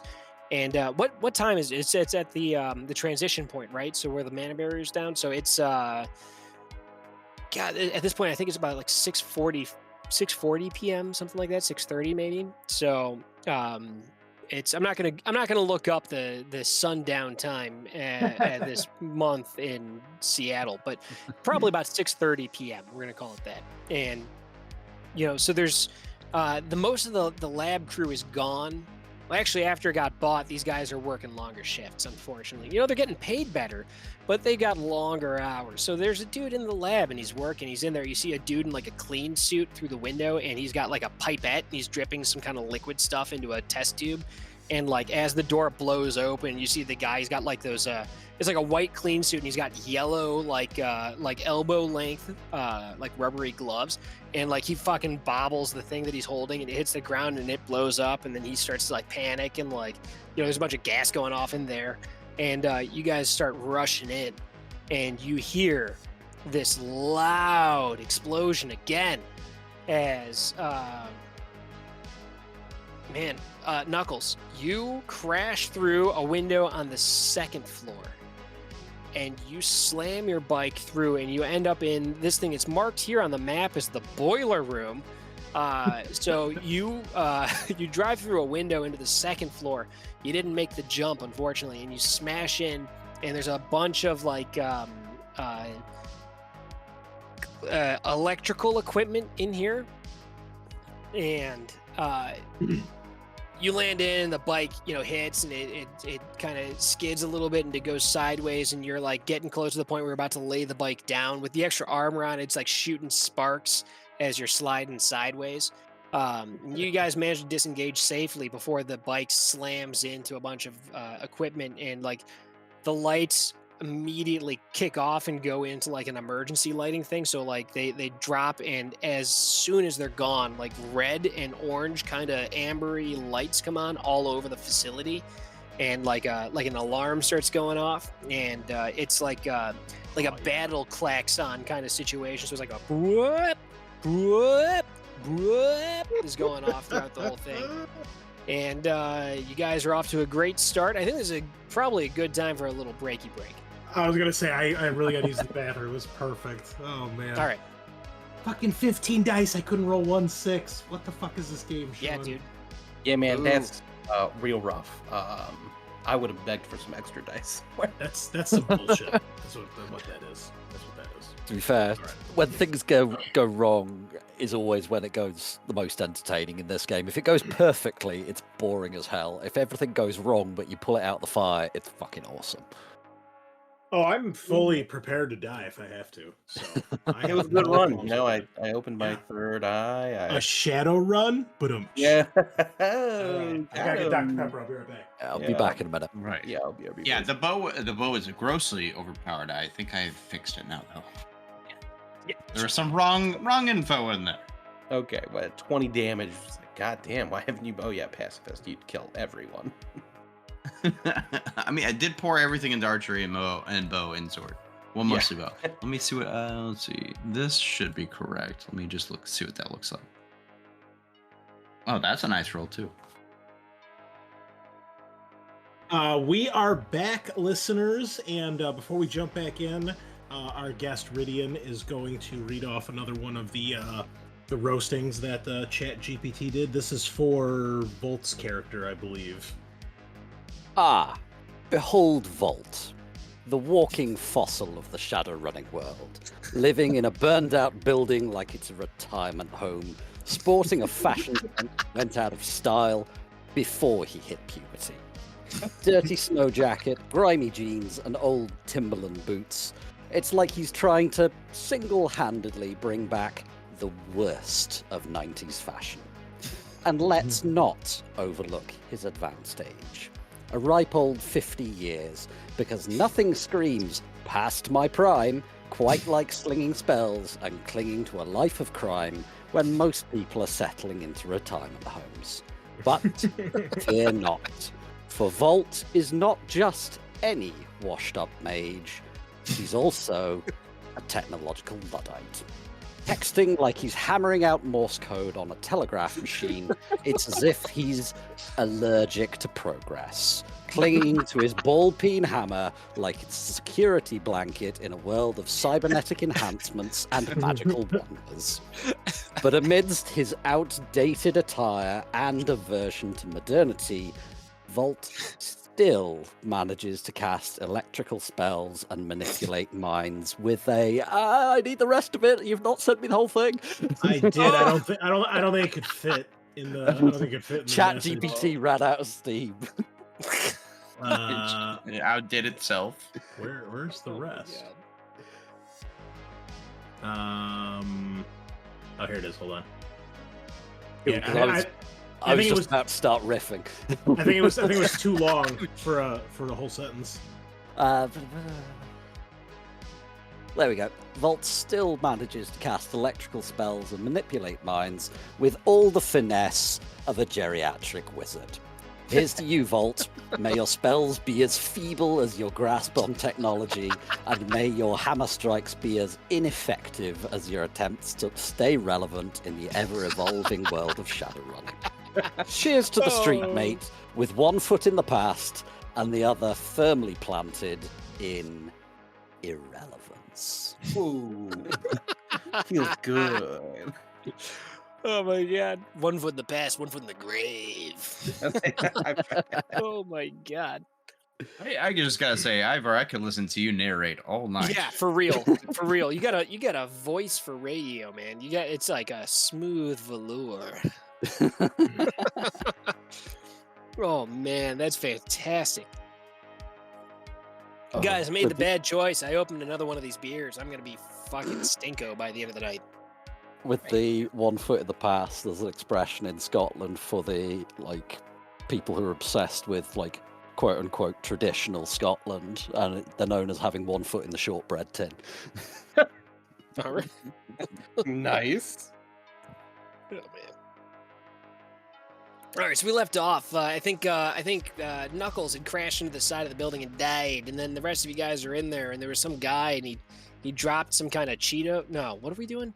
No, you had slid in a cool fashion, shot out a bunch of sparks. You're good. You disengaged from the motorcycle just in time for it to slam in and knock out the power.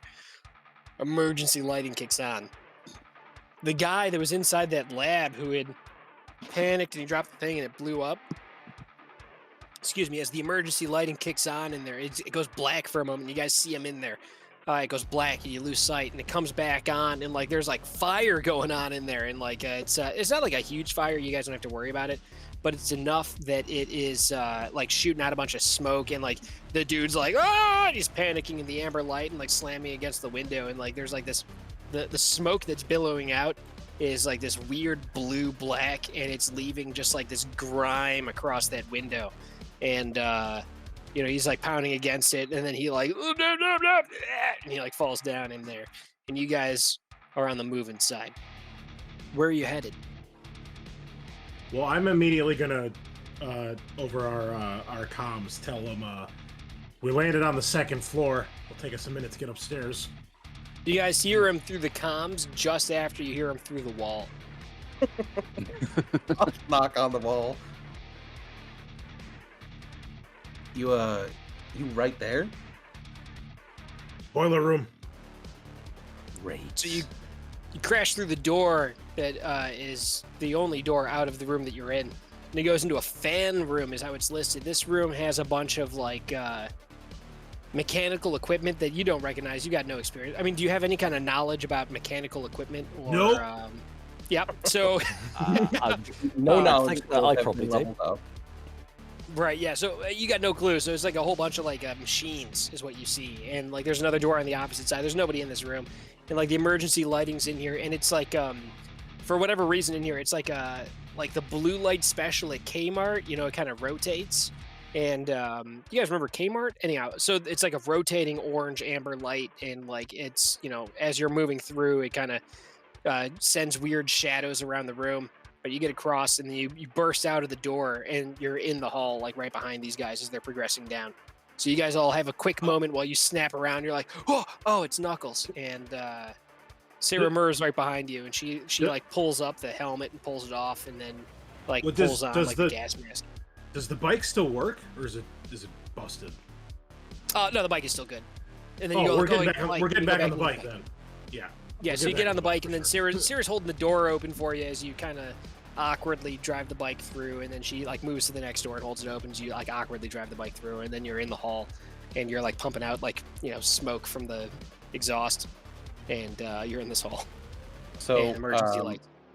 Question: does Sarah Muur have like an image of her husband or like a family photo or something we could have seen? She's before? got a ton. Yeah, so you can see him. Oh, you know what? I don't think I've ever shown you guys Howard. Let's bring him up. Nope. He's in our NPCs. He is listed in here under Muur family. Howard Muur. Show to everyone. There he is.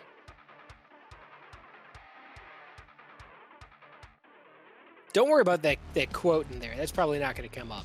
You guys never encountered him in a situation where that's relevant. Okay. Cool. Right. He's Mongolian. Yeah. It says for the listeners, it says please your shoes. Cool. Yeah. That's it. That's not relevant right now. Were the But he's got this cool jacket that's got some sort of high-tech kind of circuitry-looking shoulder stuff on his cool jacket. He looks very business-like. He's mid-40s. He's got a cool corporate cool guy haircut, and he's got like a goatee.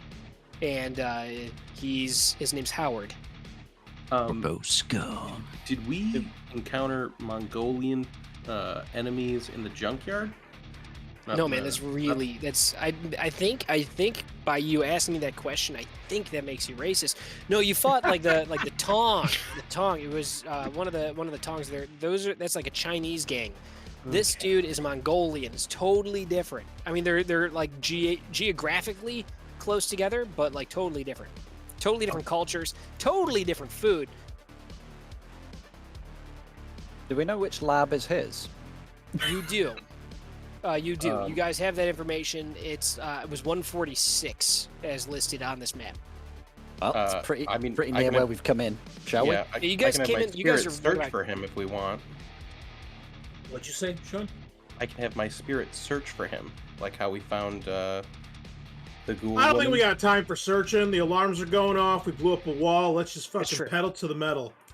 Okay. And we're ripping down the hall on the motorcycle towards the staircase to get up to the 3rd floor. So this carpet that's in here, this is like fresh carpet. It's probably got installed in the past couple of weeks, and you are just ripping it up. It's like parts of it are like scorched, and it's like made out. It's like a poly blend. And as you're ripping across it, this stuff is just turning black, and like it's like singeing and like kicking up just enough like acrid smell for you to know that you're just really wrecking it. And you're going and you're shooting out like road dirt all over the place, and you burn rubber down this hall. All right, that happens. So where are you going? To the staircase to get up to the 3rd floor.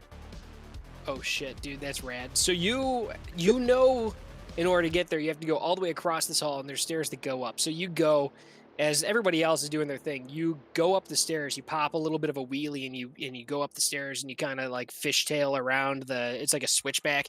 You like switchtail around the switchback and go up, and like the stairs are, they were like concrete last time, but now they've got like a nice faux wood that's been put over it to make it a little bit more sophisticated, since it's owned by somebody a little bit more moneyed than the previous owners.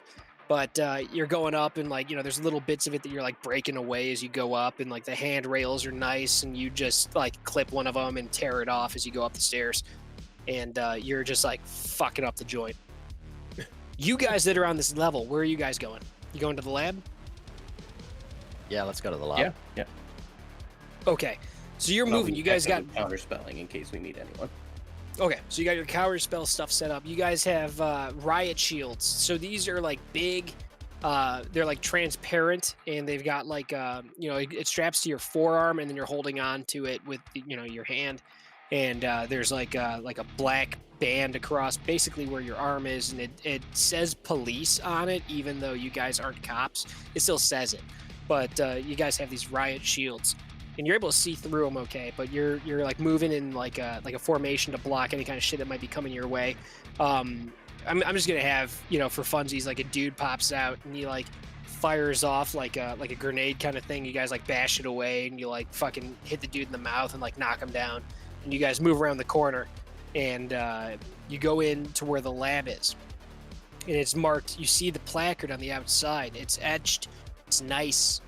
If you knew any better, you would know that it's on like a hard like a laminate situation that's been etched into, and it's posted on the thing. It's like a brass thing that it slides into. It doesn't matter, but it's there. So, but you see, it says Howard Muur, or Muur Howard Lab 146, and you guys boot the door open, and there's nobody working inside of it. And you look in, and you can see some weird crap written on a whiteboard. And he's working on, I guess, a different project than what he was on before. There's a bunch of diagrams and schematics and formulae, and none of it makes any sense to any of you guys. There's a couple of like personal effects in there. You can see some tools or some like an ophthalmoscope. I'm not sure what that is. I think I may have just made it up, but there's one of those, and some other tools that are scattered about. He's not in there. We cut back to you guys ripping around the stairs going up. You guys are headed to the 3rd floor. So we're going to transition now to that 3rd floor. This floor has been remodeled recently since this company was acquired. The company was acquired as well as the building, and they knocked down everything that was in the 3rd and 4th floors and totally renovated it. This has been turned into like a I guess cubicle farm, I think is what it's called. So there's a bunch of cubes and like offices and stuff like that. It's not an actual farm, but there's dudes in there doing all sorts of boring work. There's like IT guys, and there's like people that have to do like, I don't know, like accounting and stuff like human resources and all sorts of stuff where you sit at a desk and look at a computer, and it's you don't get to see the outside world on your shift. There's a tree, but it's plastic, so you don't even know. You just look at the tree and you're like, I guess the weather's fine, maybe, who knows. Whatever. You show up, it's dark outside. You leave, it's dark outside again. Or still, no one knows how long you're at work. Maybe the clocks move at a different pace in here. You don't know. You don't have contact to the outside world while you're working. Unless you have contact to the outside world, then you're just dealing with idiots over the phone. There's security cameras. The security cameras see you, obviously, as soon as you come up. You're going to come up the stairs, and like this is, I know it's a different orientation. You come up over here. We're gonna imagine that it's sideways. These are just maps that I grabbed off of them internets to give you a visual kind of idea. So you come up the stairs, and there's this hall. There's a bunch of doors, and like a lot of the walls that you see are cubicle walls. So they're like that. It's almost like a gray like carpeting. And they go up, they're like 6 feet high, but the ceiling is 10 feet high. So there's like 4 foot of open air above them. And it's after 6 p.m. So a lot of these dudes have gone home for the day, but there's still a bunch of people that are working. Like the regular shift ends earlier, but there's still some guys that have to stay late because, the pressure of the corporate overlords. But you come through. You got security guys that are coming in. You guys are able to, because we established previously, you guys are able to intercept their comms chatter through some sort of technological thing. And you hear they're like, breach on the 2nd level. We've got somebody bust through the wall. The door has been blown open. Dispatch troops and everybody move into position. So guys are moving towards the 2nd floor. As you're going up that 3rd floor and you come through and you run past this camera right here, it's at your back, and you feel eyes on your back, and you look back and you see the camera, and it's like moving, and it looks, it's pointed right at you, and it stops. And you get this comms thing that's like third floor, accident on the third floor, motorcycle on the third floor. Motorcycle, 2 passengers. Like a driver and a passenger. 2 people on the motorcycle on the 3rd floor.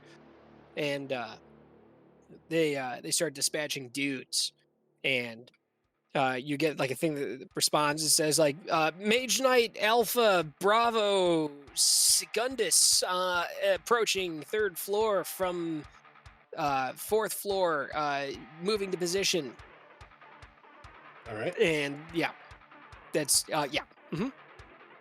Do we know which dorm is his? Yes. So you have, you're able to tell from the information that Turbo Laser pulled for you. I can't. 15% alcohol by volume on can number 2. I'm having a great time. So you'll have to deal with whatever crap comes out of my mouth. So over here, Turbo Laser got you guys some information letting you know that the dormitory that belongs to Howard Muur should be on this wall, which I think is actually going to be the east wall. Okay. And it's from where you are, you'd have to go down to the end. There's like an like a T intersection, and there's a bunch of actual rooms rather than cubes. You would turn right, and then you would turn left at the end, and then a right after that. And Yeah, I was gonna say, since we'll do a straight shot to the middle here, and then turn and go up, and get there. Yeah, so it's no problem to maneuver the motorcycle in here. As you're driving down that main drag, there's a guy that's coming out. He comes out, he steps out of his office, and he's got like a sheaf of papers.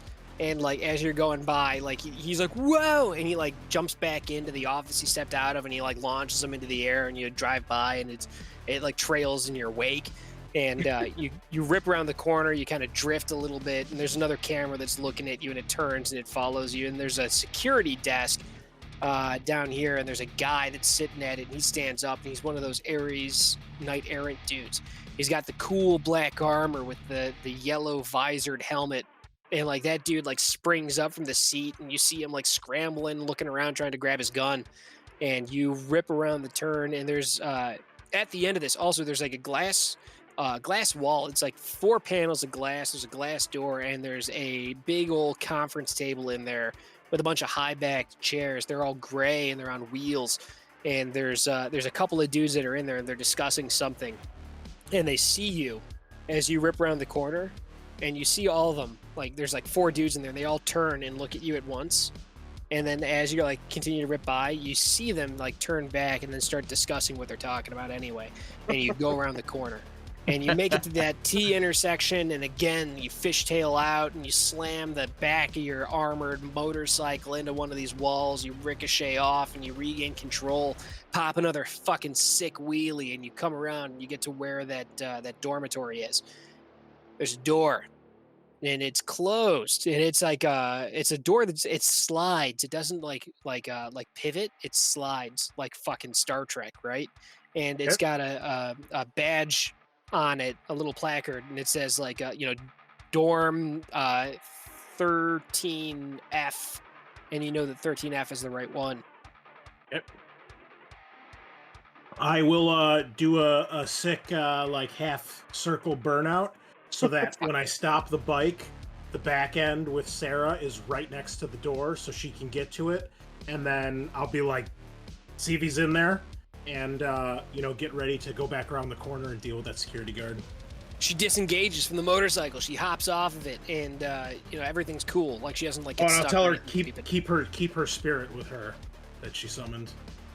She gives you like a quick nod, and like you can see like she's got the gas mask on, and you can see her eyes through like the little like circular lenses on the gas mask, and she gives you a wink. And like a little like fucking half-assed little 2-finger salute as she moves to the door. And she gets to the door, and you see her like trying to open it, and then you see her start to like throw her shoulder into it and like pounding on it.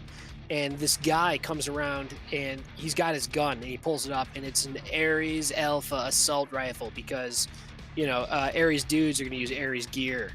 It's in the contract. It's free. Is that the security guard that's coming around the corner? Yeah. Oh, I got a fucking gift for him. Okay, so here's what's gonna happen real fast. I'm gonna make a quick ol' initiative once I find where my dudes are in my journal.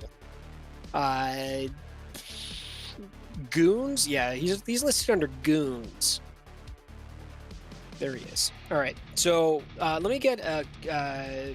We're gonna roll initiative. We're gonna do an initiative. To see him on it. Higher than him. I'm sure you've got a crazy I high hope initiative so. right now. Right, you got like 4d6. 31. 31. Fuck me, Fucking hell. 31. Oh, All right, yeah. let's see. And He you rolled might like be able to shit, beat too. you. I see might be able to God beat now you. too. Yeah. He's got 12, so he can't beat you. So he comes around the corner and he's like, "You're not allowed to have a motorcycle in here." And he's got the gun up. This is an Ares. Oh no, I'm sorry. This guy's got an Ares Predator. It's a handgun. Not as cool. So let me drag him out here so I can get him attached to his initiative roll. Blammo. So yeah, his initiative's a 12, and he's got an Ares Predator. This is a heavy pistol, and he brings it up and he points it at you. He's like, "You're not allowed to have motorcycles." I don't in even here." let him stop. I don't even let him finish.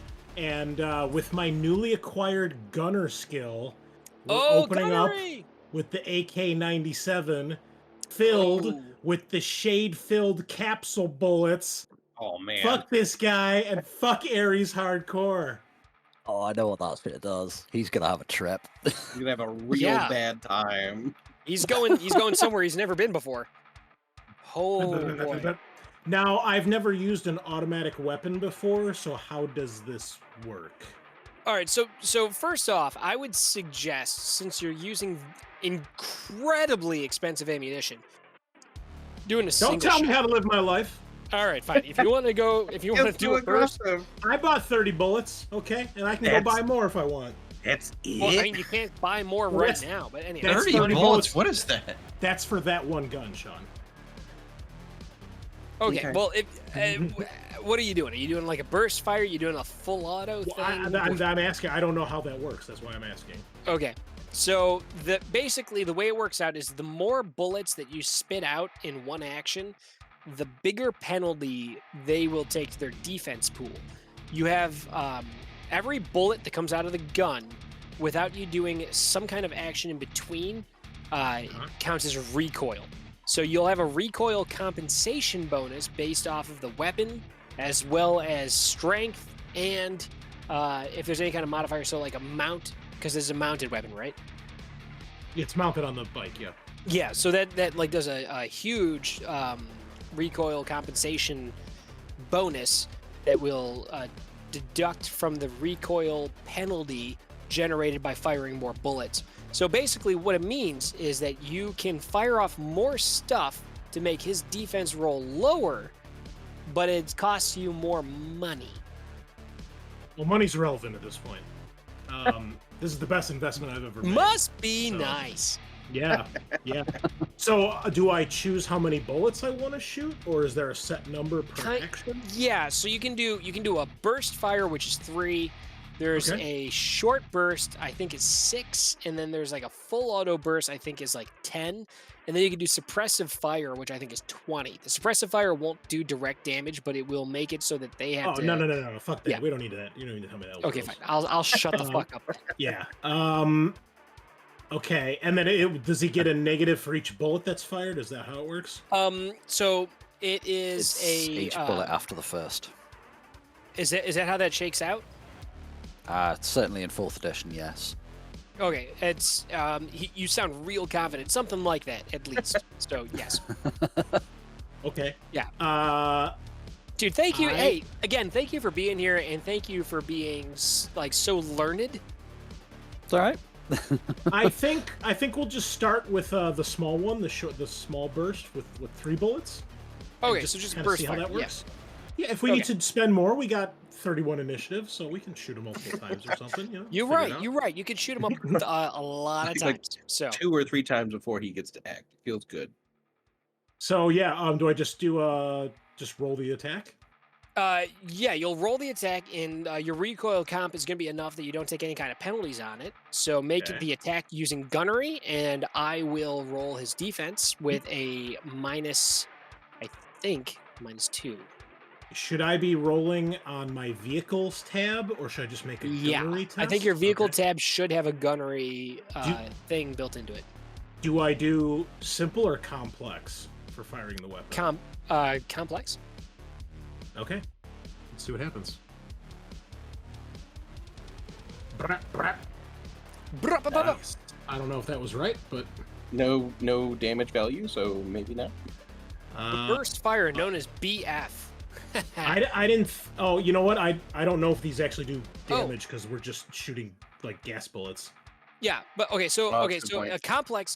Pardon me. Complex is a long burst, which it uses up 6 rounds. And you know what, Rhydian, you are on the money. So 6 rounds spent is a -5 defense modifier. Hey, that makes a lot of sense because every bullet that comes at you, you get a -1, just like if you're suffering multiple attacks. So hey, use guys that designed that. I see what you did there, So and is- makes sense. Good job. Is simple the 3-round burst then? Is that what Simple I should is be the 3-rounder. Yeah. rolling? Okay. Should I re-roll? 'Cause that's what I wanna No, do. it's not going to change this. It's just, you decide right now. Do you want to use your whole turn and have a bigger penalty to the guy, or just use half the turn and do a smaller penalty? Just half the turn right now. Okay, cool. So let's get his defend roll in here with a situational modifier of -2. You got 3 nethits because they didn't put a space in there. And so that means that those definitely hit him. He takes a whopping 3 damage he's going to roll to soak against. He probably isn't going to be hurt by it. Yeah, he takes this no guy's actual having a bad day. damage. That's fine. But the issue is that these contain shade. And shade is like an an inhalation vector drug that is really good at Immediate. ruining someone's day. So let's see. Shadowrun, 5th edition. Shade out of the Sean, are these glorious supposed book. to have a damage value? I don't know about the bullets, but shade doesn't do damage itself. It just That's Yeah, what shade it doesn't do damage. Like those rounds do a little bit of damage. It's Right, but like you're getting hit by something shot out yeah, by an yeah, you're still explosion, getting hit. right? It's like getting hit by a paintball. Yeah, it's like except like a little bit more serious. So there's a thing called simunition. I don't know if you guys have heard of this. It's a bullet, but instead of having lead at the end, it's got like a paintball at the end of it. So like you can put simunition into like a real gun and it'll fire and it shoots out paintballs, but it hurts like a motherfucker. So we're gonna. I know we're like just. I'm gonna derail for just a moment. I used to play a lot of airsoft. I was on an airsoft team because those existed, and I did this event where we went. We went to. It was an old retirement home that had been abandoned that I guess was rented out and something, and I was training That's cool. for Wild. yeah. There's like a nearby. It's a town called. I think it's like Fox River Grove has a special response team, basically a SWAT team, right? And so this whole event, like I think I paid like $50, and me and a bunch of my buddies from my team got to go out and do training with the special response team, where they're going in and doing like terrorist response action against a bunch of kids using airsoft guns. So they're getting actual training, and I get to have fun shooting little BBs at SWAT team guys while they're firing real MP5s that have simunition in them. And dude, it was a blast, and I never, ever want to be on the receiving end of a fucking special response team ever in real life. That sounds like one of the coolest things I've ever heard, honestly. It was so fucking cool. It Yeah. was so cool. There was also like simulated traffic stops, and they had like these bizarre scenarios. And one of the scenarios, I was supposed to be a deaf guy, and so like we stopped the fake car and we got it. Well, it was a real car, but they weren't actually moving. They were parked. But like I got out, and they're all like, turn around, put your hands on your head, and like I just had to stand there like an idiot. And then the dude shot me in the neck, and they're like, the guy that's running the thing is like, congratulations, you shot a deaf guy. And then the cop goes, oops. And then everybody laughs, and I'm like, oh, Whoopsie daisy. God. Just like real life. That tracks. Yep. Yeah, Pretty yeah. American. Feels super good. Yeah, so that was cool. Yeah. So God, I love anyhow, the let's get country. back to the game, right? Because we only have a little bit of time left here. Where's the rules on Shade? I sent that to you guys earlier. It's an immediate effect. It thank you. is like D6 hours forced out of your body into astral projection, and if you have magic, you can then like do a spirit guide kind of situation. So this, I don't know what that means, but this guy does not have a magic attribute. This guy is just a straight up regular old security cat. So Good to him. yeah, I think he gets to make a test against this, right? He gets to make like some sort of body test. I don't think so. Well, there should be like a rating on the for him to try to resist. Let me look it up real quick.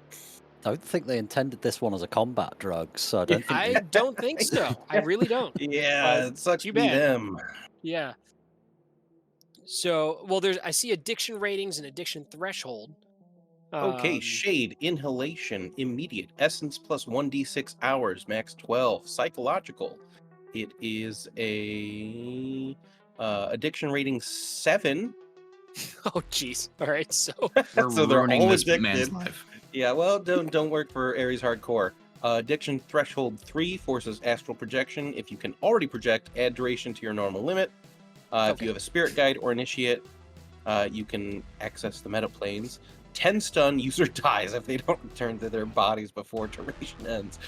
6 restricted, and it's in Chrome Flesh. Shadowrun 5. Yeah, Chrome Flesh. Cool. Weird that the magic drug is in Chrome Flesh and not. Yeah, Grimoire, but yeah, okay. yeah, Whatever, yeah, guys. I yeah. don't make this shit. Just organize it. I didn't do this. I just got here. All right, so, yeah. So that, wow. So 10 stun. Well, the 10 stun is after it ends, so that's after the duration. So that's a crash effect. So he doesn't suffer the 10 stun until he slams back into his body in a D6 hours. G6 Whoa, plus Christ. essence hours. Okay, well, D6 plus essence hours. So a D6 plus this guy's essence is a whopping, I think like 5 something, or maybe Wow, even he's- 6. He's not Just even put this chromed guy at all. out of his misery, please. Just All right, so just give me He's a gonna D6. wake up You know what? I don't screaming. think it doesn't matter. It really doesn't matter. If you guys are in here for more than We're an not hour, you're being doing here something for wrong. 6 hours, So- right? You hit this dude with this bullet, and he's like, ah! And then like a bunch of like crazy purple smoke comes out of his chest where you hit him with the bullet, and he's like, and then you see his body just drop, just completely, he just like falls over, and this You- purple gas. You guys hear Knuckles over the comms is Do that one more time. yeah. So this You'll crazy see- purple gas starts spreading out, and like he's like fucking, he's out, he's done. You don't see it, but his soul leaves his body at this point. And that's just message Knuckles. Like I take it the shade's working. That's never happened before for this guy. So good fucking luck to him. So we're gonna clear this initiative track because there's nothing he can do about that. But yeah, you hit him, and he just like fucking blacks out. And Found a then new she's bonding method with me and Knuckles. We can go force people to take shade. so she's banging on this door, and she finally managed to get it open. She like hits it hard enough that it kind of comes a little bit loose. She like digs her fingers in and slides it. It's empty. There's no one in there. You All guys right. are downstairs. You guys in the excuse me, I'm burpy. I'm sorry. Everybody that's listening to this, I'm sorry. I'm so sorry.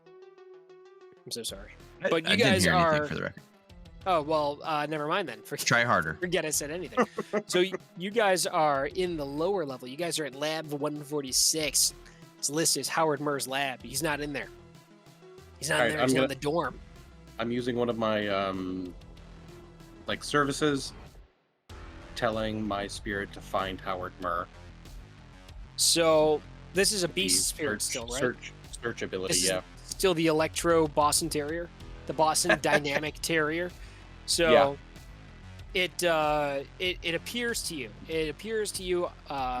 It manifests halfway. So like you see this thing half tangible. It's like a translucent kind of ghosty kind of appearance, and like it shimmers into existence with a crackling blue energy.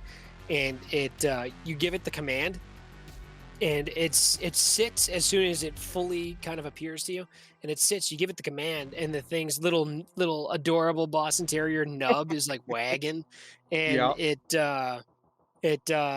goes like woof woof, and then it kind of like prances off as it dematerializes to try to find the guy. It's not long before the thing reappears to you, and it does one of those like pointer poses where it stops and it's got the one leg up and it's like staring in a certain direction. Yeah, And it's pointing you where you would go, even though that's not a thing that Boston Terriers do. They're not like a pointer breed, but like it does that anyway. My dog kind of does that. I got a Boston Terrier. By the way, spoilers, everybody. I got a Boston Terrier at home. He's really fucking big because we did a DNA test, right? Because you can get those for dogs now. It's like 23andMe except for dogs, and found out that he's 1/8 Great Dane. So somebody was really ambitious. One of his grandparents. Jesus, So, that is a yeah. size difference. Oh yeah, dude. Oh, Oh yeah. my I'm gosh. hoping it was the mom, because like yikes. But Yeah, birthing that would be rough. oh yeah. And receiving that would be rough. I mean, yeah, like, dude, rough. like a Get it? rough dog joke. Oh yeah. Ah, got I him. made that Terrible joke when my play. previous dog Get your died. coat. I'm already But, not putting a coat on. Yeah. So anyhow, but, yeah. So anyhow, my dog, he's big. He's real big. They're supposed to get up to like 28 pounds. He's like 30. I think he's like 40 pounds. He's big. He's like a giant fucking Boston Terrier. He's great. He's fantastic. Anyhow, this Boston Terrier is adorable. I forgot what I was saying. I've been drinking. But He's this pointing dog me to the and he direction guides of you in the this right man. direction. Yeah, my Yep. dog does that. When he sees a bunny, he'll stop for a moment and point, and I'm like, I don't think you're supposed to do that. And then he runs like an idiot, and then hits the end of the line, and then like does like a flip. But so you guys know where the direction to go, and he's pointing down. Ooh, the basement. Maybe. Secret basement. Top secret. Ooh, Underground layer. So I will calm our homies upstairs. He is somewhere down below us. We're gonna go look for him now, I guess. And so I will hopefully have my cool spirit guide us. I'm You follow following him. you You in the follow him. spirit. You follow him. It's like playing Fable 2. You follow the dog. And Play Fable 2, but I've got 2 gas grenades filled with shade in my fucking hands. that's so if something basically the happens- same thing as playing Fable Okay. 2. So cool. you follow the dog, and you head down the stairs. The stairs lead you down to the lower level. The lower level, which we're going to transition to now. Also, you've gotten this message up there on the 3rd floor that they're headed down. Can you guys see this okay, or is this? I'm not sure if this is dark or if it's got. I like can't a see fog anything. board. It's all black. See. All dark. Yeah. It's all black. Okay. So it is a Chris, log. Chris, my everything is old black and friend. I can't see. I know. Yeah, I'm being triggered right now. Please fix this, Chris. Did that do it? Oh yeah, that fixed it. Okay. So, I wasn't supposed to reveal the interior of the buildings. That's fine. Whatever. Who cares? I mean, what's a little spoiler between friends? So, yeah. you guys head down, and you are going to come out of a thing here.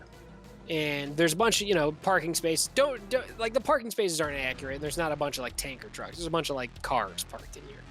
And you come down, there's a bunch of cars parked and some cargo kind of stuff. And there's 2 buildings. There's this is, instead of being like, it looks like a door or something like that, it's one of those like robot arm gates that go up and down when you you go through like a parking garage. And there's like a machine on the side that'll take a ticket. And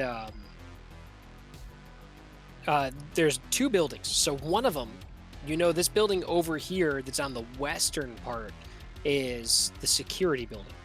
And you guys come out here on the eastern building, which is like a stairwell that goes up to the upper level where you were. So floor 2, and then 3 and maybe even 4. But there's a stairwell that goes down underground to a lower level that you guys had no idea even existed until just now. I look at my pointer dog, Boston Terrier King, named Snowflake. Like, hey, Snowflake, where is he? And he bounds down the hall towards the stairs that go down. Hey guys, he's actually even lower. Once you get to the parking garage, there's a stairway that goes down. Go down. On it. Should we wait and group up for the others? Be right there. So you haul ass with your motorcycle, and you drive through the purple gas, and you got your gas mask on, and Sarah Muur's got her gas mask on, and you guys it's really super cool as you crest through the purple gas with your motorcycle, and rip through it, and it swirls behind you as you go, and you burst through the other side of it, and it's super cool. Trust me, it's super cool. And you go and you get back to the stairs, and you kind of burn a little bit to the side, and you drift down the stairs, and you go, and it's a bumpy ride. She's hanging on to you, and just as she's trying to hold on tight, she has to kind of lean in and hugs her body up against yours, and you can feel her embrace on your back, and it reminds you get a flashback to the time that you were dating that girl in high school, and she hugs you from behind, and you can feel her boobs on the back of the neck. What a horrible thing happened in this flashback. And you I've dealt with that before. It's rough. You have an embarrassing moment while her boobs touch the back of your neck in high school, and you don't want to talk about it, but you remember it clearly. And then you make it down the stairs, and you make it down another set of stairs, and another set of stairs. All of you, what the fuck? together arrive in the lower level of Gortiz Alchemical. There's this door, and you blast through the door. I'm gonna go ahead and assume you blast the door open using a rad grenade from your motorcycle, and it blows open. And inside, there's this facility that you did not expect, and based off of the information that Turbo Laser was able to provide to you, this wasn't here 2 months ago. There's no records of this. There's no what do you call those? No permits to do any kind of underground work, and it's never been there before. These guys did this illegally. Yeah, makes this sense. Is a company black site. They can't do that. It's against the law. It's illegal. It's impossible. Can't be done. What happens when a company breaks the law? Do they pay taxes or fines, or do they just get away with it? That's Ares. They make their own laws. They make their own laws. I'm talking about real life companies like Microsoft. Dude, they getting away with shit tonight. The door blows open and it reveals a giant open area. The walls are plated with some sort of metal plating, and there's shuttered doorways, and the lights overhead are like a cool blue neon. And the hall stretches on and on, diverges at the end in a T-type intersection. There's a couple of corridors that branch off before that. And you get there, and you know you're heading in the right direction because your electro dog friend is pointing this way. He stops and he points. The motorcycle pulls up behind you, just in time for you guys all unite at once as we stop and wait for next week. Nice. It's pretty epic. Guys, that went really well. So Aside far, from yeah. The fucking, motorcycle crashing into the wrong floor, but that's okay. Could be worse. It could have been much worse, yeah. It could have been much a worse. lot worse, actually. You guys, that man is addicted to drugs now. I mean, I'm surprised, Knuckles. You just didn't waste him. What's he gonna do? the dude is probably gonna die. Weird. an unawakened person trying to find their body in the astral plane. Yeah. Yeah, that sounds awful. Do the man a It's like mercy and someone just I don't- end it. wind I being don't got thrown into I the don't ocean. got time for that, man. You know, fuck him. Aries hardcore. Not That's my what you get, problem. man. Right, It's you not Aries signed up hardcore, for dude. Aries. Well, he is to me. Yeah. Everybody is You Aries could have hardcore. you could have literally just put like a pillow over his face and just let him suffocate. It still would have been Just a rode mercy. over his neck with the Jesus. I'm not a motorcycle. monster. Jesus. Well, I have I got- inadvertently made I you a got shit monster to using do. these weapons. I got shit to do. Yeah. Just all right? Listeners, I'm sorry Boot it's a his shorty, soul but out we of his had body. some weird things going on. But like, we'll see you guys next week, and we're gonna get into this weird secret underground situation. It's gonna get There's weird. lasers. It's gonna get real weird. There's lasers. There's dinosaurs that you guys don't know about. I don't know. We're gonna find out. Come on. Man. Laser Wait, round. I'm Find going to out. re-extinct those dinosaurs. Re-extinct them, yes. Yep. Have any of you guys ever All right. played Far Cry Blood Dragon? Nope. This gives me Far Nope. Cry Blood Dragon images.